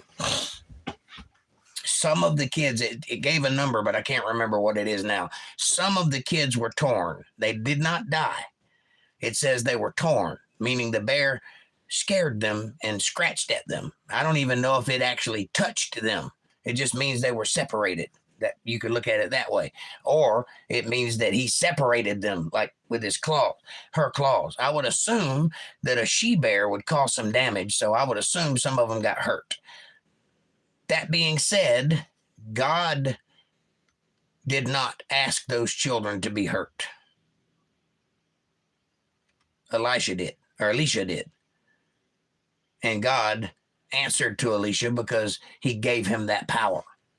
So just like with choosing right and wrong, God gave you free will so you can make those choices. He gave Alicia the power of Elisha so he can make that choice. And God would let it happen, right? That's what I read, the way I read it. Does that mean that the children deserved it? Is name calling enough? Well, no, I don't think so. I don't think that's what was going on.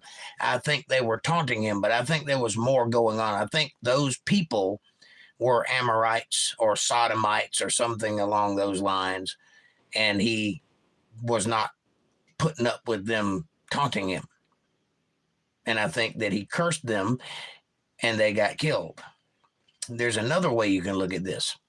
Whomever wrote this book perceived it that way. I don't know if that's true or not. I'm not trying to make excuses for it. I'm just saying there's another way to look at it. There's two other ways to look at it from my perspective. One, we don't know the whole story. They could have been children of the worshipers of Baal or something like that. And that curse was justified, even if it's hard to hear. We don't understand the realm of God. We don't understand what he sees. He sees things we can't see. Maybe those kids that got hurt grow up to be mass murderers of other children or something. I don't know. All I know is this is what happened and somebody wrote it down. That's what I know. I don't agree with what Alicia did either, but I don't know the whole story. And I do know the Bible continuously calls him the man of God. So he can't be wrong. He's a man of God. I don't know how to answer that. I hope that helps. Kevin says, hey, Amanda, it has been a long weekend and my dad is still hanging in there. Thanks for asking. Smoking Auditor, what's up, my brother? Good to see you. Good evening and hi, everybody, says Smoking Auditor. Amanda says, hi, Smoking Auditor. Cold Creek says, howdy, Smoking Auditor. Smoking Auditor says, how are you, Amanda? Smoking Auditor says, howdy, Cold Creek Croft, how are you? Amanda says, I'm awesome. How are you, Smoking Auditor? April says, hi, Smoking Auditor. Good to see you, love. Fab Daddy says, can somebody please change his name to Audit? Hi, Smoking Auditor. Smoking Auditor says, I'm doing well. For some strange reason, I actually am over 600 subs now. Awesome, man. I'm over 400 subs now. Don't ask me how or why. I don't know. I do because you're good at what you do and people appreciate you and they're showing you some love right now. So enjoy. April says, Amanda, his dad has maybe a few days, literally minutes. It's hospice. He's not waking up. Sad but true. I hate it. I'm sorry, honey. I'm sorry, Kevin. I know that's a rough period of time. I've been there myself. I do understand. God be with you. May you have the strength and the courage to get through it and do what you need to do and be where you need to be. Fab Daddy says, it's your shorts. How dare you? You don't know what kind of shorts I have. Oh, his shorts. I see. Fab Daddy says, you got great shorts, Smoking Auditor, and your legs aren't bad either. Smoking Auditor says, it's good to see you too, April. Rain, how are you? Amanda says, I'm so sorry, April. I'm praying for you guys and the family. Cold Creek Croft says, steady on course, I guess. The Smoking Auditor. That's right. Just in time to watch me go. April says, I'm all right, emotionally confused and upset, but I can handle it. Good to see you, Smoking. Hope all is well with you and your family, hon. Smoking Auditor says, hi, Fab Daddy. How are you? And yeah, I guess, but my shorts are anything but special. It's just me literally saying the first thing that comes to my mind and me showing off my love for cute animals, I guess. Well, cute animals, you just told yourself what the answer is right there. I did a few shorts just taking pictures of my cats eating, and I got like thousands of hits on each one of them. So people like cats. Smoking Daughter says, Cold Creek Croft, slow and steady, will eventually win the race you're competing in. Fab Daddy says, bingo, honesty and cute animals. April says, thanks, Amanda Love. Cold Creek Croft says, I'll take it, especially over plenty of rapids and doldrums in the past. Cold Creek says, audio note for later. Your strangling of your soda bottle next to the microphone is rather distracting. Me? This?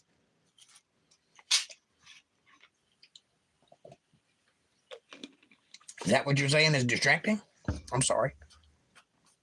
Or are you talking to somebody else? Smoking Auditor. April and Kevin Cox, I pray for the best for you guys. I wish there was more I could do than just be sympathetic. Just be a sympathetic ear for you guys.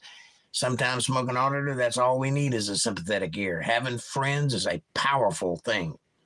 Somebody that cares about you enough to push you in the right direction is the best thing that can happen to a human being on planet Earth. A true friend just needs to be there. That's it. So you're doing the right thing. Jake's got a lot of chat to catch up on, says Amanda. I'm working on it. Cold Creek says, so God ignores all those that don't purposely appeal. No. Perhaps a discussion for another day, but seems a prayer score or high total is required and preferential over all others. That is not true. God hears everything in your mind. You don't even have to pray. He knows your heart. He knew you before you were ever conceived of. He knew you before the foundations of the earth were laid. He created you then. He knows you. He knows what you're going to think. He knows what kind of man you are. He knows what you're scared of. He knows what you need. What you need to do is stop trying to control everything and listen to your Father. If you do that, you'll find out he answers you a whole lot more than you want to admit that he does. But also, sometimes the answer is no. Hard no. No, you don't get that. So you can pray all you want. It's not going to happen. Hope that helps. Walter says, LOL Amanda. April says, I know, Smoking Auditor, but just saying that to us is more than anything else. You humbly said that, and to me, that's better than anything you said. I thank you so much for your inspiring me. Much love. Thanks. See, that's all you need to do is be a buddy. That's what they need. They got everything else. And if they don't, they can ask, and God will deliver. Thanks for sharing. Good to see you, and your prayers are genuine and immensely appreciated, says April. I love you, April. Walter says, hi, Kevin. I need a defense lawyer in New Jersey. You probably should find one in New Jersey because I don't think Florida lawyers can practice in New Jersey. I might be wrong about that, but I think they got to be where they are.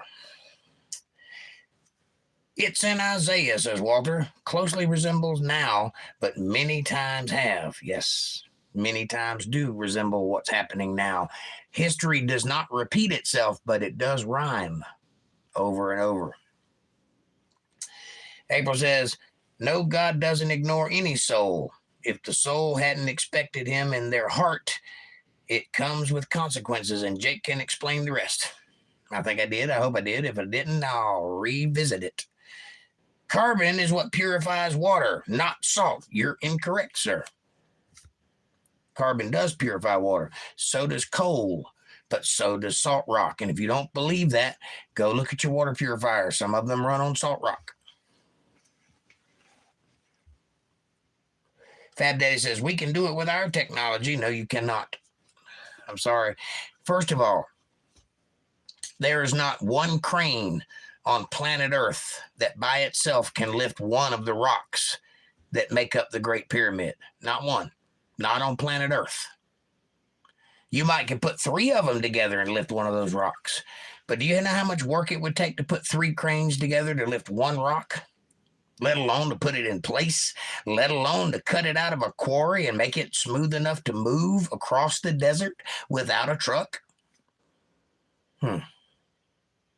You're incorrect. I'm sorry. It's a lot bigger than you think it is. Smoking Otter says, we have tens of thousands of people working in unison. You can easily build a pyramid. No, sir, you cannot. No, you cannot. I don't care if you've got 20,000 people working in unison. You still need to know how to build a pyramid. You hadn't questioned that yet. You hadn't thought about what it takes to actually build a pyramid. Yeah, you got a lot of people. That don't mean anything. That don't mean any of them know how to stack rocks in a pyramidal form that is perfectly within a half an inch true north and at the exact center of the land mass of the world and all of its land. And on the same longitudinal line as all the other types of temples and big buildings around the world. Same longitudinal line. As if they went that way, and built pyramids. So, no. It's not just as simple as having a bunch of people. Also, that pyramid is recorded to have taken 22 years to build. If you do the math on that, you would have to quarry, cut, move, and place a block every 8 minutes round the clock for 22 years to make that happen. You tell me if it's possible. Walter says, they figured out how the solar system and the movements of the stars. We can only ask Google. Yeah. I'm afraid I'm going to need more than that. Because what you're about to tell me is what you've heard somebody else say. You've never seen it with your own eyes, and you don't know if that's true or not. So I would advise you as a human being to another to know things, not remember things. That's a different thing. April says, Google is evil. Sad but true. Evil, and it'll lie to you. If you think it won't lie to you, I can prove a lie on Google on the page 1. And this is it. And I dare you to check me on it. Search for anything. Doesn't matter what it is. And when the search comes up, look at the total number of hits that the search has and write that number down as big as it is, millions and millions of hits, whatever it says. And then start scrolling down and clicking links, and then go back and go down to the next one and click. You will find no more than 3 pages of links. There are not that number of hits to the search that you searched. Most of it will be ads for other things. Some of them will be broken links. Some of them will take you to completely random places. It is a lie. The internet is bigger than Google. Google is not the internet. And it's conspicuously missing. Prove me wrong. Smoking Auditor says, I just want to point out a lot of the older civilizations that had knowledge of the solar system almost always referenced a third party coming down and helping them by giving them information. You are correct. Almost all of them, in fact, all of them are post-flood civilizations. They have knowledge of a world that existed before, but no practical information because it was destroyed. And the civilization they live in now, Samaria or Mesopotamia, Egypt, Galilee, Canaan, all those places, those are new builds. They're new civilizations. They don't know what happened before the flood. They know what their fathers told them or what they brought with them on the boat if they're that close to the flood. They don't know anything except for something happened and we vaguely remember it, which is why everything is so esoteric. But you are correct, and there is a lot of stuff we don't know about that stuff out there, despite what science would tell you they know. I'll give you an example. Star nurseries. You ever heard that? No one on planet Earth has ever seen a star form. Ever. Yet they call nebulae star nurseries. Why? It's literally dust in space. That's what a nebula is. And some of it moves out of the way and they see a star they didn't see before. And they say, look, there's one being born. Stars aren't born. That's not true. That's a lie. Here's another one, the Oort cloud. Oh, we have comets and they circle around the sun, so they must have came from somewhere. The Oort cloud. No one on planet Earth has ever seen the Oort cloud or any evidence that it has ever been there. They need a reason for comets to exist because they melt. That's why they have a tail.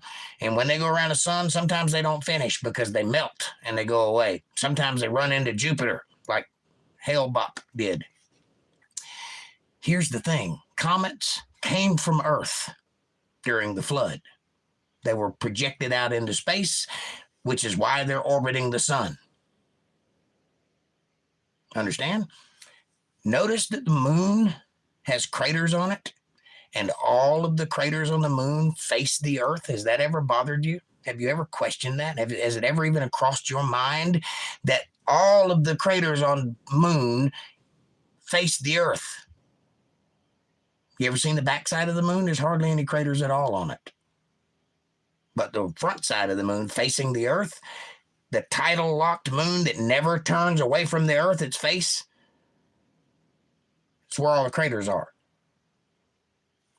Think about yourself for a minute. Think about where you are in this world. Think about what we're talking about on this channel. Think about the ramifications of a creator of the universe. And if he says it and it's true and you're wrong, what does that mean for you?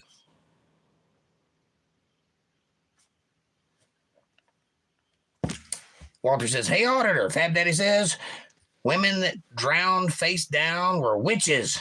But if you drown face up, you are not a witch. Also, if you float. So witches are made of wood, right? Or they're ducks, one or the other. Smoking Auditor says, most modern civilizations couldn't figure out the distance of the stars and planets until protagonists equation, a square plus a squared plus b squared equals c squared. That would be Pythagoras, not protagonist. I'm sure that was a spell check error, but Pythagoras, a squared plus b squared equals c squared, is a good mathematical measure. No one can measure how far the stars are because no one can hold a tape measure to measure it. You understand me? They are so far away. The only way we could make any kind of measurement is to have 2 points of reference.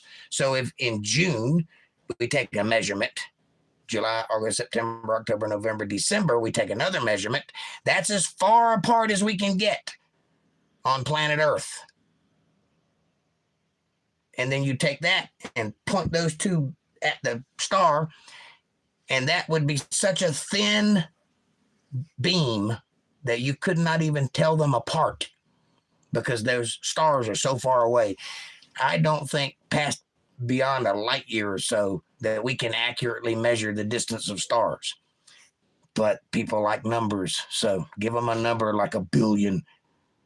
They like billion because billion sounds like a lot. Carl Sagan said it all the time. I've got a video somewhere on here that proves that Carl Sagan said bullshit all the time. Billions, billions, billions, over and over and over. You'll love it. Anyway, April says, everything sucks right now. I'm sorry, y'all. Just Satan loves misery. Don't let Satan defeat you, everyone. In the name of Jesus, I rebuke Satan and all his wickedness. I love you all, and God does too. Just. God loves you too. And that's correct, April. You tell him, baby. You tell him, get behind me, Satan. I'll shoot you with the gospel gun right between the eyes. Smoking Daughter says, hi, Walter Davis. How are you? April says, be still and know that I am the Lord. Be still and know God he knows the reason. Yes, he does know the reason. April says, Fab Daddy, you're hilarious. Yes, he is. April says, that was 10 or W. April says, or 15 minutes ago, Jake. Yes, I know. I'm trying. Walter says, April says, Walter, is that New Jersey, I'm assuming? NJ would be New Jersey. You're correct. Walter says, yes, April. Walter says, does Kevin know anyone up here? April says, Kevin says he don't, but he knows someone who might, and we'll get back to you about that. Walter says, hi, Kevin. April says, that's true, Jake. Walter says, thanks. A friend is in a tight spot, probably not going to amount to any real changes, but it might. Coal Creek says, tackle this on another night when there is not so much chat behind you, Jake. You proved my own problem with the Bible. I did.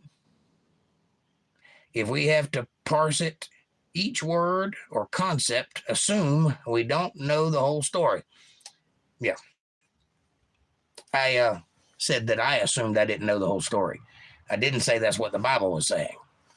And that's not a problem. That's logical thinking.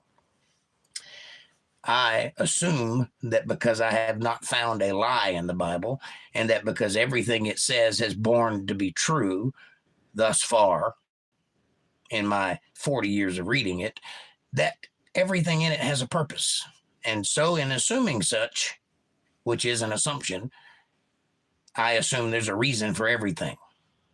That's not a problem. That's a logical fallacy. That is the ability to choose a lane and stick with it, despite any discrepancies that may come up, because clearly, if you believe something, those discrepancies must have a reason. That being said, I don't know the whole story.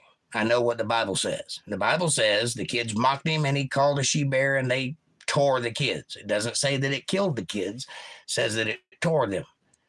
What does that mean? Tear the kids. It could mean that it mauled them, or it could mean that it separated them away from him. It could mean that it divided them from him. I don't know. All I know is it don't sound good, and I didn't like it. But there's a few things in the Bible I don't like. Just because the Bible reports it doesn't mean that it condones it. You understand? That's also not a problem with the Bible. That's just reporting the news. That's what happened.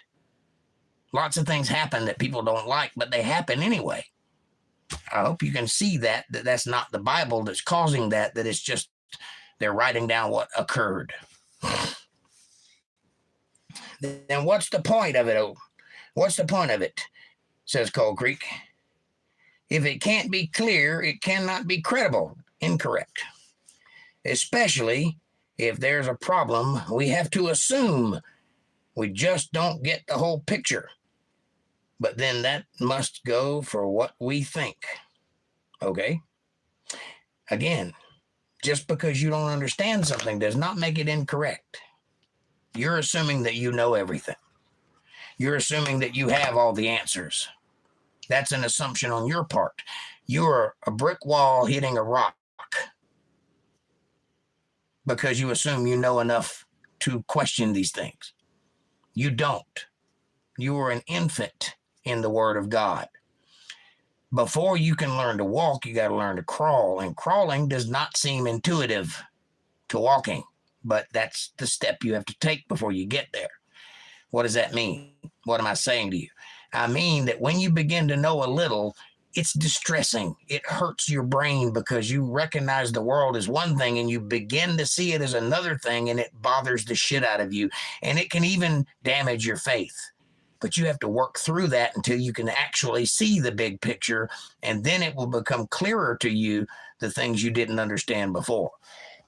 Am I saying that I understand everything? No, I do not. By no means. I work on the authority of God. I open my mouth and he puts in my head what I should say and it comes out my mouth. I have to watch the video to see what I said too, because I have no idea. I'm trying to channel greater wisdom in my teaching. I've been clear about that from the get-go, from the front. If you go back to my first video, I said that. And the reason I do it that way is because I believe God will give me the wisdom to say what needs to be said if I'm doing the work he wants me to do, which he put me in this position, so I'm doing his work. Does that make me a righteous, pious man that you can trust with everything in your life? No. No, you can trust people on certain levels. You can trust me with your wife, but maybe not your money. You can trust me with your money, but maybe not your wife. You see what I'm saying? You can trust me with your wife and your money, but don't leave me alone with your kids. You know what I'm saying? Everybody has a limit. I'm a human being. I am a sinner. I am crooked from the day I was born. I don't deserve God's love or yours. But I'm trying. I'm trying real hard. You understand? I'm trying to make a difference with what time I have left. And the only way I know to do that is to trust in God and hope that he gives me the answers that I need to give you the answers that you need. And if that's not good enough, I can't help. But I'm trying. So pay attention. I'm not misleading you. I'm not deceiving you. You already know this much. So instead of getting mad because you don't understand something or you didn't like something, try to see it for what it is. Try and understand it. Do a little digging. How about that for a novel idea? Pick that book up and read that verse a few times and see if you can glean anything from it that I missed. Because I'm sure I've missed things. Maybe that helps. Re-audio. No, you were holding the bottle and wrinkling it in your hand, squeaking like a balloon. Went on for several minutes. You were distracted by reading. Really? I don't have any recollection of doing that, and I apologize if I did. Walter says, I did a couple of shorts, and I got a lot of views, but most views were 30% of the video. Walter says, Montana, I got coyotes in the back of the farm right now. Maybe you should do a short about those guys, and then people will watch all of your videos because people like animals. April says, sometimes rejection is protection. Sometimes. Amanda says, good read, Jake. I enjoyed it. Thank you. Cold Creek says, Walter Davis, and yours knows that they're being hunted, right? I'd expect them to flee if they spotted you. Stay safe, and you have a night vision, right? Walter says, my dad knew lawyers all over the country from law school. Walter says, Montana, and sitting in front of the barn because this is the best signal in the entire farm. I'm sitting in front of the barn. Got it. April says, only Florida lawyers who are members of the mafia can practice in New Jersey. P.S., says Cold Creek, pyramids, absence of evidence isn't necessarily evidence of absence. In other words, just because you can't think of how hardly makes it impossible. I never said it was impossible. Clearly it was done. Therefore, it's possible. What I said was, we don't know how. I did not say I don't know how. I know how they built the pyramids. I've done the research. Science does not know how they built pyramids because I've watched the episodes of all the shows that try to explain it, and every one of them are wrong. So you need to listen to me. I'm not saying that the pyramids are not possible. What I'm saying is we don't possess the technology today to make that happen. How do I know that? Because they've tried. You don't believe that? Do some research. You'll find it. They have tried. It doesn't work. Walter says, I know a guy, April. He was from Ohio and licensed in New Jersey and Florida too, I think. California also. That means he had to pass the bar in each one of those states to be able to practice in each one of those states. Walter says, and the Supreme Court in D.C. Message deleted from Outer Territories. View deleted message.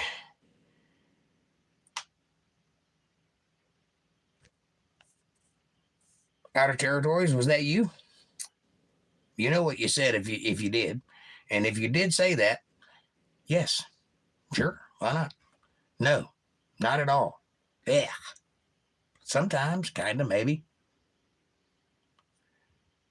Cold Creek says, get a life at Sage. Oh, so I'm guessing that's not you. Okay.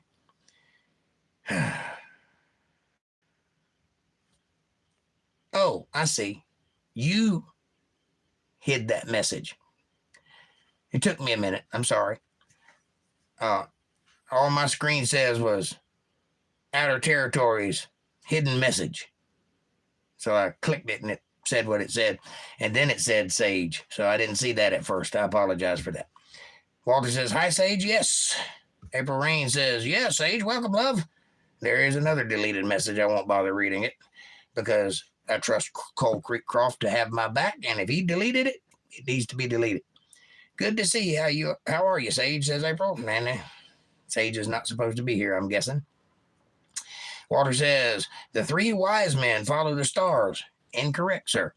Read that Bible again. It never says there were 3 of them, and it never said they were wise men. They were magi from the mystery schools of the East, and they followed a symbol in the sky that Herod the king had to ask them what they were looking at because it was not obvious.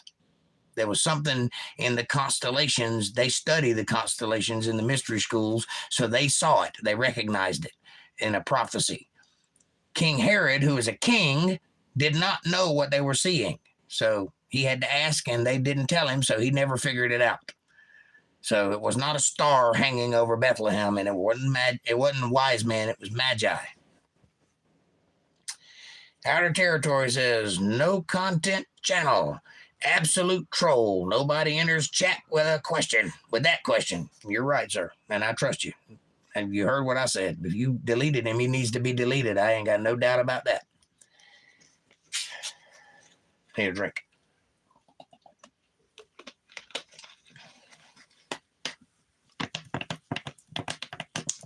Are you sure it was me? That don't sound like a squeak. Outer Territory says, at your peril, April Rain. Fat Daddy says, James Webb can see through the dust. Can it now? Could you show me a picture of that? Walter Davis says, no doubt, Montana, but never know if they will quit trolling and get into the conversation. That's right, Walter. Always give them a chance, but when they fail, kick them out. Outer Territory says, we've tolerated too much BS the past few years, exactly why we're in clown world today, and exactly why we face the greatest crisis in American history. No tolerance here. That's my guy. Now, I can't argue with him. He's got the wrench. I don't. Walter says, the Bubble telescope can see a few billion years back in time and see younger solar systems. Just say that out loud to yourself a few times. A few billion years back in time to see younger solar systems. Really? What do those solar systems look like? Do they have planets? Have you ever seen a planet that wasn't a drawing or a cartoon? No, you have not, and neither have they. Here's a little thing you may not know, but these telescopes don't see pictures. They see data streams, and then those data streams are converted into JPEGs by an artist who works at NASA. Because they're just numbers when they come in off the dot matrix printers that they have there. Numbers. Those numbers represent colors or red shifts or whatever it is they represent, and they convert that into a image, which is a CGI image. It is not a real image like a photograph. You cannot see another solar system. Do you know how they measure whether a star has planets around it or not? Do you know how they know that? They look at the star really closely, and if it dims, how much it dims, they guess how many planets are around it by that. How much it dims. That's it. That's the only metric they go by. Can you think of any other reason on planet Earth why a star might dim when you're looking at it from a few light years away? No? Just hook, line, and sinker. It's because it's got planets around it, damn it. Okay, I'm fine. If you believe that, so be it. Abel says, if he does say anything out of the way again, then go ahead, hon. I presume you had a reason. I won't bother questioning. There you go, baby. Walter says, but they are very old images because the light to form the images is billions of years old. How do you know that? How do you know how old light is? Did you not read Genesis where it said God stretched out the heavens? Could not the light be the same age as the earth? And then he moved it to where it is now, which would mean you would see the light trail off in its distance. No, you don't know that. Everything there's a statement about, there is an adverse statement that means the same thing in another way. You don't know that. You've heard that. You believe that. Just say that. Don't talk like you're telling me something I don't know. Don't talk like you've got the answer because you figured it out. You've got the lens and you're looking at the star and you figured that shit out. No, you did not. Somebody told you that on TV probably and you believed it. Say that. If you're right, you're right. If I'm wrong, I'm wrong. But know what you know. That's all I'm asking. Walter, I read that one. Outer Territory says, 2 strikes already. The 12-year-old bait question and the chill not talking to you. Then who were you speaking to? Right. I trust you, Outer.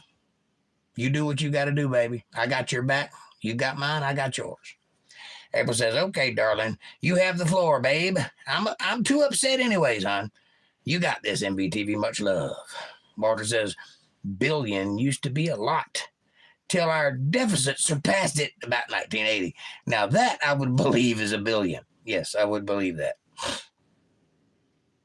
That's a number I can wrap my head around. Kevin Cox says the pyramids were obviously built before the Egyptian race came along.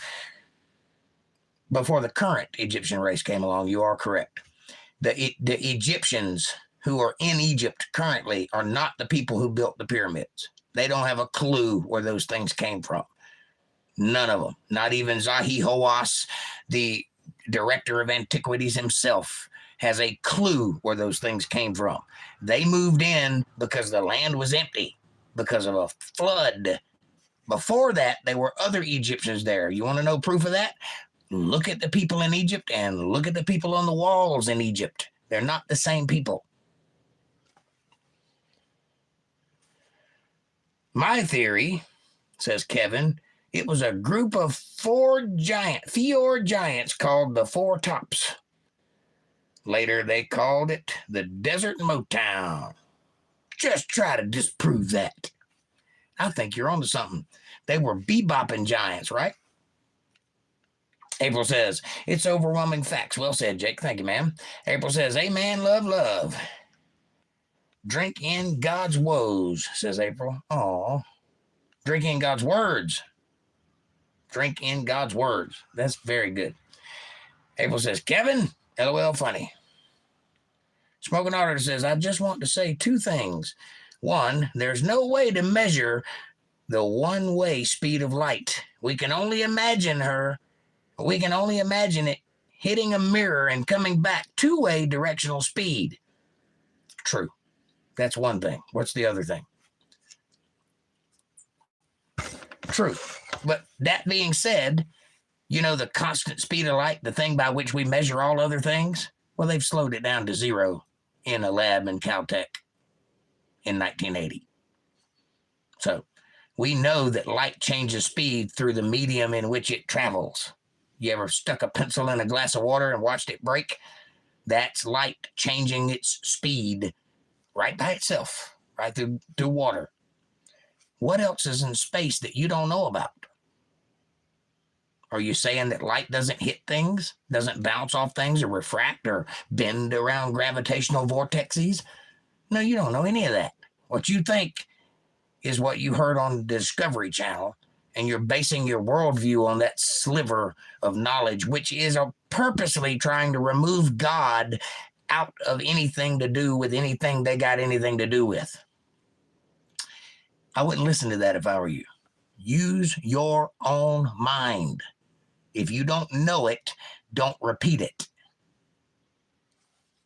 Maybe that helps. Gravity wobble on stars also can determine planets, says Fab Daddy. Do you know how they determine the wobble of a star? They watch it dim. That's the only metric, and I said only metric by which they measure whether or not a star has planets around it.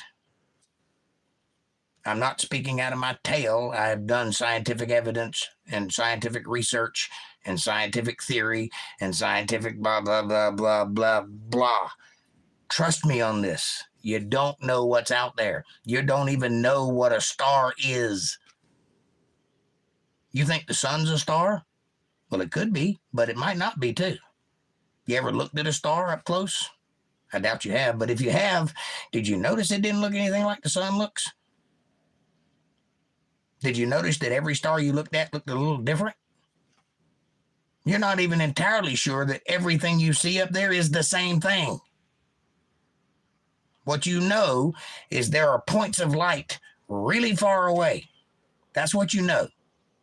What you think, what you believe, what you have heard, what you assume, what you guess is everything else.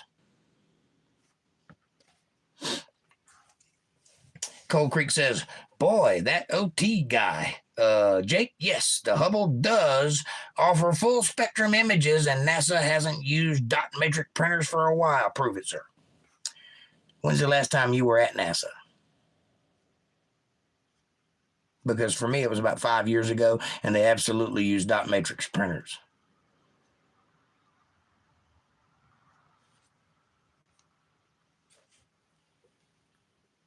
Now, as far as full spectrum images go, no, the Hubble does not have a camera on it. It has a lens, and it receives light, and then that light is sent by coded message back to NASA, and that coded message is then transcribed into an image. That's how it works. Telescopes don't take pictures. I'm sorry, they have a mirror. They do not have a lens. I said lens, but I mean mirror. They do not have a, what do you call that in the camera? You know, the thing? What's that called? It's not lens. I'm getting tripped on my words here. You know what I mean? The aperture thingy. There's a word for it. I can't think of what it is. F-stop. They do not have f-stops. They're not cameras. Anyway, I hope that helps. Smoking Auditor says, and two, this is the second thing he had to say, there are a lot of craters on the backside of the moon, according to photographs of NASA, if they are to be believed as real photographs. Well, let me ask you a question, and this will clear that up. Is there a big hole in it? In the pictures you saw? Big hole, like big hole. because there's a big hole in the backside of the moon, big crater. It's not a crater, it's a hole. Something hit the moon really hard, or that's the way it's formed. I don't know which. But there's a big hole in the back. That's the only crater of note on the backside of the moon. There are craters. Things do hit the moon, but they're not like they are on the front side of the moon, which are everywhere. I mean, every square inch is covered with some form of crater. It's not like that on the backside of the moon. Yes, there are craters back there, but not like on the front. So if that's what you saw, then you probably saw a real image or a facsimile of a real image. I don't know how they do that. I know that some of the pictures that are taken of the moon are in strips, and then they mosaic the strips together to make an image you can look at. I don't know how that works either, except for it's not an actual picture of the moon. It's a bunch of little pictures of the moon, and then they put them all together. I guess the reason they do it that way is because they're flying around it like that, and they can only take whatever the camera can see. And the moon is really big, so you can't really take a big picture of it, you know, because you're too close to it. So I'm guessing that's why they do it that way. I don't know. That's if you believe they ever went to the moon. I personally am not sure we can leave this place, but that's just my opinion. Cold Creek says, because some physics are known, we know the speed of light. We know that light can reach a certain speed. That is not that we know it's constant, because we do not. Einstein said it was constant. He was incorrect. But it does get that fast, at least. So you're right. What we see in telescopes exactly matches. Matches what? The stars we see today is light, millions of years old. Well, is it millions or billions? Because both of those words have been used in this chat, and one of you is wrong. Is it you or is it him? See what I'm saying? The Bible ain't the only thing that presumes things. That's all I'm trying to get at here. I don't believe half the things I just said, but I wanted to illustrate to you that there's other ways to see things.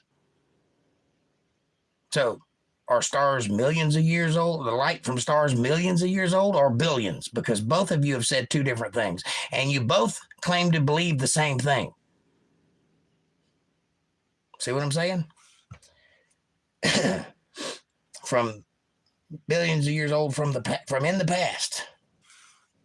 I don't know that to be true either. The Bible says God stretched out the heavens when he created it. So that would mean it's the same age, not the past. It's just further away now. By the way, the Big Bang says that too, only they don't call it that. Einstein is correct that space and time are a fabric, proven with CERN. Really? Can you make me a shirt out of space-time? No, you cannot. It is not a fabric. That is a allegorical statement. It is not fabric. April says, everybody hit that like button. Subscribe, share, support. Great stream tonight. Yeah, it's pretty exciting, isn't it? I like it. Please do. Subscribe, share, support. Hit the like button. Fab Daddy says, certain particles decay at a rate of time, but when we speed them up with CERN, they decay and lengthen. Well, I wonder why. You know, anything will do that if you speed it up. It ain't got to be a particle. You could put a car in there and speed it up and it'll decay at a length. Why? Because it stretches. Because it's going fast. Think about what you're saying. Everything happens in time. Second law of thermodynamics means that everything tends towards chaos. It takes time to get to chaos, but chaos you will eventually reach. So that's not incorrect. You're right. Proven with math. So light, if it was a clock, would never tick. I'm not dignifying that one with a response. Light, if it was a clock, would never tick.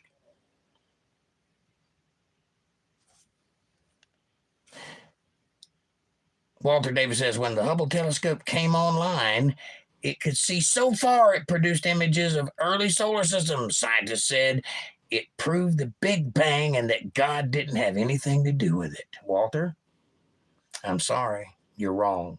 When the Hubble telescope came online, it went back offline because it was out of focus. And they had to go up there, and it took them 6 months to replace the lens that they put in there that was the wrong size because they made it in metrics in England and then brought it over to America and put it in an American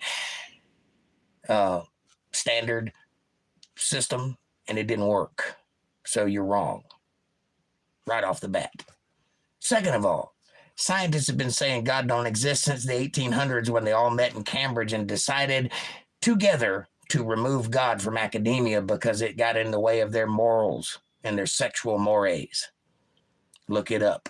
It's on the minutes. They said it out loud in Cambridge in the 1800s. Look it up. You can find it.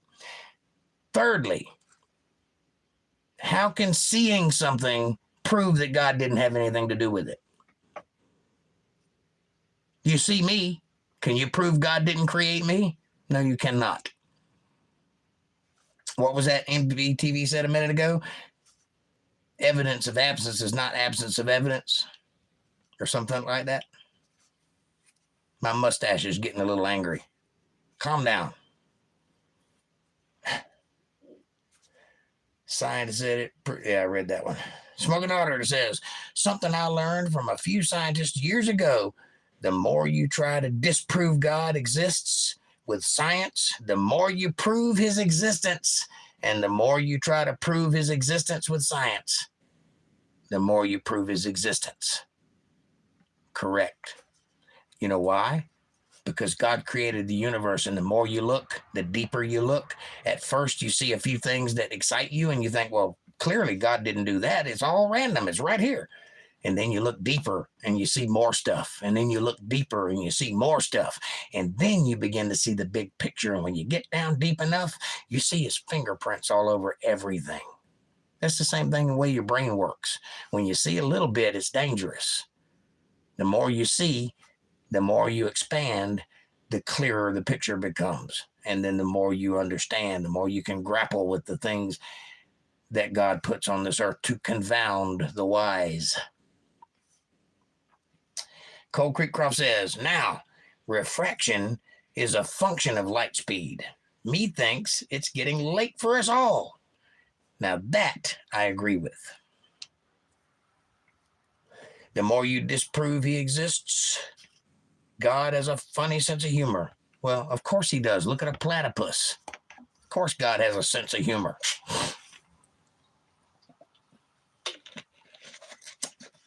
It's a beaver with a duck's bill. It's a mammal, but it lays eggs. Ah! April says, LOL. Walter says, I went ballistic and called them out. The image was from light that, if they were correct, had been traveling at the speed of light for billions of years. Is it billions or millions? Because both of those things have been said in this podcast. And Lisa Reen says, I want a P900. And yes, an Icon P900 will let you zoom 80x right up and see the craters right in your face on the moon. And you can get close enough to a star to actually make out a little bit of information about it. It's not very good because it is a camera after all, and they are really far away, but you can see that they make different shapes. They're not twinkling stars like we think they are, that we see through the atmosphere. P900 is a great camera, by the way. Stars look awesome through. Yeah, stars look awesome through them. Yes, they do. And you can make out that they're different from one another. They're not the same thing. Walter says, me and my loud mouth go a retraction, and now it is accepted. That is, she's back in time. Well, if you believe that, I can't stop you. I don't think you can see back in time. I think you might can see something that's old. I think you might can see something that it took a while for you to see. I don't think it's time travel. I think that's a figure of speech that's gotten out of hand. That's what I personally think, because light shines. If it takes a while to get here, it just takes a while to get here, but it's not still shining. You understand? But that being said, light has a finite amount of space that it can travel in a medium. And we know that space is not a vacuum like they think it is, because if it were, it would suck the atmosphere off the Earth, which is a closed system. And that wouldn't be good at all. So somebody's wrong. That's all I'm saying. Coal Creek says, then what about astronomy? Measuring how the stars position over time, or the radial velocity techniques. Ding, ding, ding, ding. Round 3 starts. Well, the Bible says to stay away from astrology, not astronomy. Astronomy is where we get the word paganism from. It means of the field. And that's the people that study the stars to find out when to plant food, basically. The Druids were big on that sort of thing, and back into history. Watching the stars, read Genesis. God put the stars for signs and for seasons. That book is 4,500 years old, and it says that the stars were put there so that it could tell you when to do things. So, yeah, I'm all for that. Astrology is trying to plan your future based around what the stars say. That's not a good thing to do.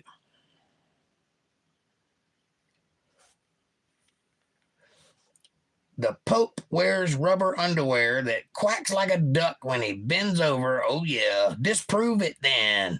I cannot. He may very well. I take your word for it, though, because I trust you. And I heard it on the internet, so it must be true. Kevin Cox says, if you think measuring the speed of light is difficult, then try to measure the speed of a running Sasquatch. The radar gun will only say slow and hairy. I'm with you, Kevin. That's beautiful. Walter says, the ever-expanding Big Boom was proved incorrect, and there is no proof that God doesn't exist. Thank you, Walter. And that is true. The Big Bang was long since proved to be incorrect, but they still hang on to it, and they still teach it, and it's still in textbooks. I wonder why. So are the fact that little horses and big horses had middle ancestors, and they line them all up, and those horses aren't related. So is the Lucy Museum exhibit, where it shows her standing there with her child in front of a fire holding a stick, looking off into the distance, forlorn, like she's looking at the future coming over the horizon. The skeleton had no feet, or children, or staffs, or fire, or eyes for that matter.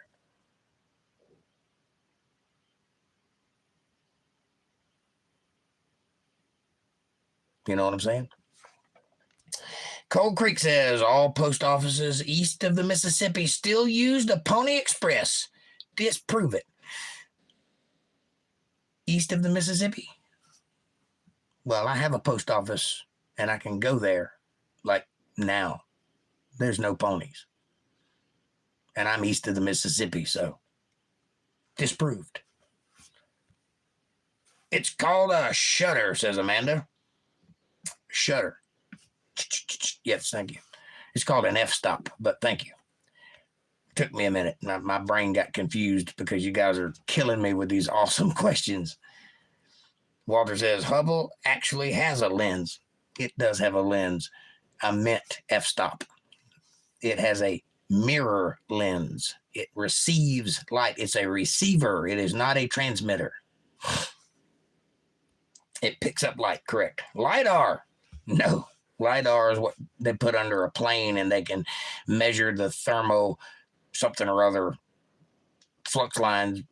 Nonsense. They can look through trees. That's what LiDAR does. Looks through trees and picks up things on the ground that you can't see with the naked eye. Cold Creek says, well, good night, folks. On the road trip next week. So see you after. Must leave as the more Jake speaks of astronomy, the more credit he loses with me. Cheers. Really? You tell me what I said that was incorrect about astronomy.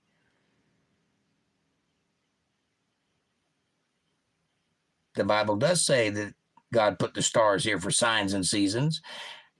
Pagan does mean of the fields or of the land, and people do observe the stars to learn when to plant food, basically, is what I said. There's other things they observe them for, but that's one of them. What's wrong about that? I think you just want to lose credit with me because you're looking for things to lose credit over, though you haven't actually looked into anything I've said. Come back to me with some hard evidence that proves I'm wrong, and I'll capitulate. Simple as that. Don't have to lose credit over it. I'm not lying to you. If I'm wrong, I still believe what I'm saying, but if I'm incorrect, I will absolutely change the way that I think if you can show me otherwise. But saying so ain't going to do it. You're going to have to fight for it. I'm not just going to roll over and give it up. You wouldn't respect me if I did that. So show me where I'm wrong. Simple as that. I will stand here and take anything you can dish out. Or you can run away and say I'm losing credit, because that's not really a fight, is it? I love you. I'm not lying to you. If I'm incorrect, show me I'm incorrect. I'll change my point of view. But I'm not lying to you. And I appreciate it as a personal favor to me if you'd stop insinuating that I am. Because I'm not. Anybody that knows me knows how serious I am and knows that I have put a lot of work into the things I believe in. A lot. Not casually. I don't watch YouTube videos for my information. I've done the freaking work. And I would appreciate at least the respect of knowing that I'm not sitting here lying to your face for some ideological reason. Because if you think that, you shouldn't be listening to me at all. Simple. Millions of billions in this chat relative to the distance of the object, says Walter. Which object? You're just shooting at straws here. You don't know which object you're talking about no more than I do. Good night, MBTV, says April. Sweet dreams. Much love. And I concur. Much love to you. I hope that you can reassess your evaluation of me and come back with some. Walter says, that's what Hubble proved. All space is the same age. Well, that's what I said. The ever-expanding theory claims there is no God in it. Well, how do they know that? They're still finding things today that they didn't know were there yesterday. They're still seeing things beyond the stuff they thought was the last stuff. That's still happening. Remember back in the 70s when they found the cosmic radiation, background radiation, and they thought that was the universe's end point? There's stuff beyond that, and stuff beyond that, and it keeps going. Way further than we ever thought it would. And that's just what we can see. We can't see what we can't see. We have no idea what's out there. How do you know God ain't out there? How do you know he ain't right here? Nobody's looking right here. Walter says, good night, Montana. April says, LOL, Jake, amen. Fab Daddy says, Walter, for us, light can be seconds, minutes, hours, millions, and billions. It's only from our perspective. Light is a funny thing about perspectives and also prisms. And also parts of light that you can't see, and a lot of it, for that matter. You can only see this much of the light. There's light on both sides, ultraviolet and infrared, way into the spectrum that you cannot perceive at all. But light it is nonetheless. Lisa Reen says, I got to clock out and go home. Love y'all. God bless y'all. We'll be praying for your well-being and peace of mind, April and Kevin, and all of us. Lisa Reen, I love you. Good night. I hope you have a safe trip home, and God bless you, and thank you for the prayers. Kevin says, if space were a vacuum, it would be called Eureka or Hoover, but it's not. It's called universe, and I wonder why. Single spoken phrase. God said, let there be. That's the universe. April said, thanks, Lisa. Much love to you. Be safe. May God bless us all. Good night, Lisa. See yous in the next one. Walter says, Fab, I'm arguing from the point of the idiots in science that tried to disprove God 30 years ago. I had my first computer and used it to call out the experts. Everybody give Walter a standing ovation because he did something with himself. He asked questions. That's all I want you to do is ask questions. Don't believe me. Don't listen to nothing I say. I'm ahead on the YouTube. You can't trust me. Go look. Ask questions. Question everything. That's it. Go look. Come back and tell me what you found. We'll have a great conversation about it. Walter says, LOL, Kevin. Smoking Otter says, good night, Lisa Reen. Fab Daddy says, space is expanding. Galaxies are drifting away. You don't know that. There's two things that can cause redshift, and one of them is galaxies moving away. The other is a dust. Don't believe me? Take a flashlight, put your hand in front of it, shine in your face. Watch your hand turn red.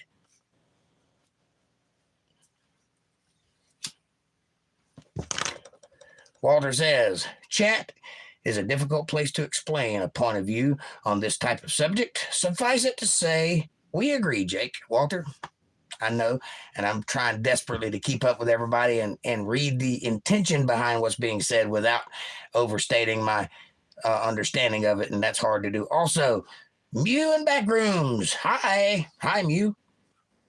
What is happening? I just joined. Welcome to the show. We're having a discussion, a deep-heated discussion about space and time and light and refraction and God and all kinds of other things. Join the chat.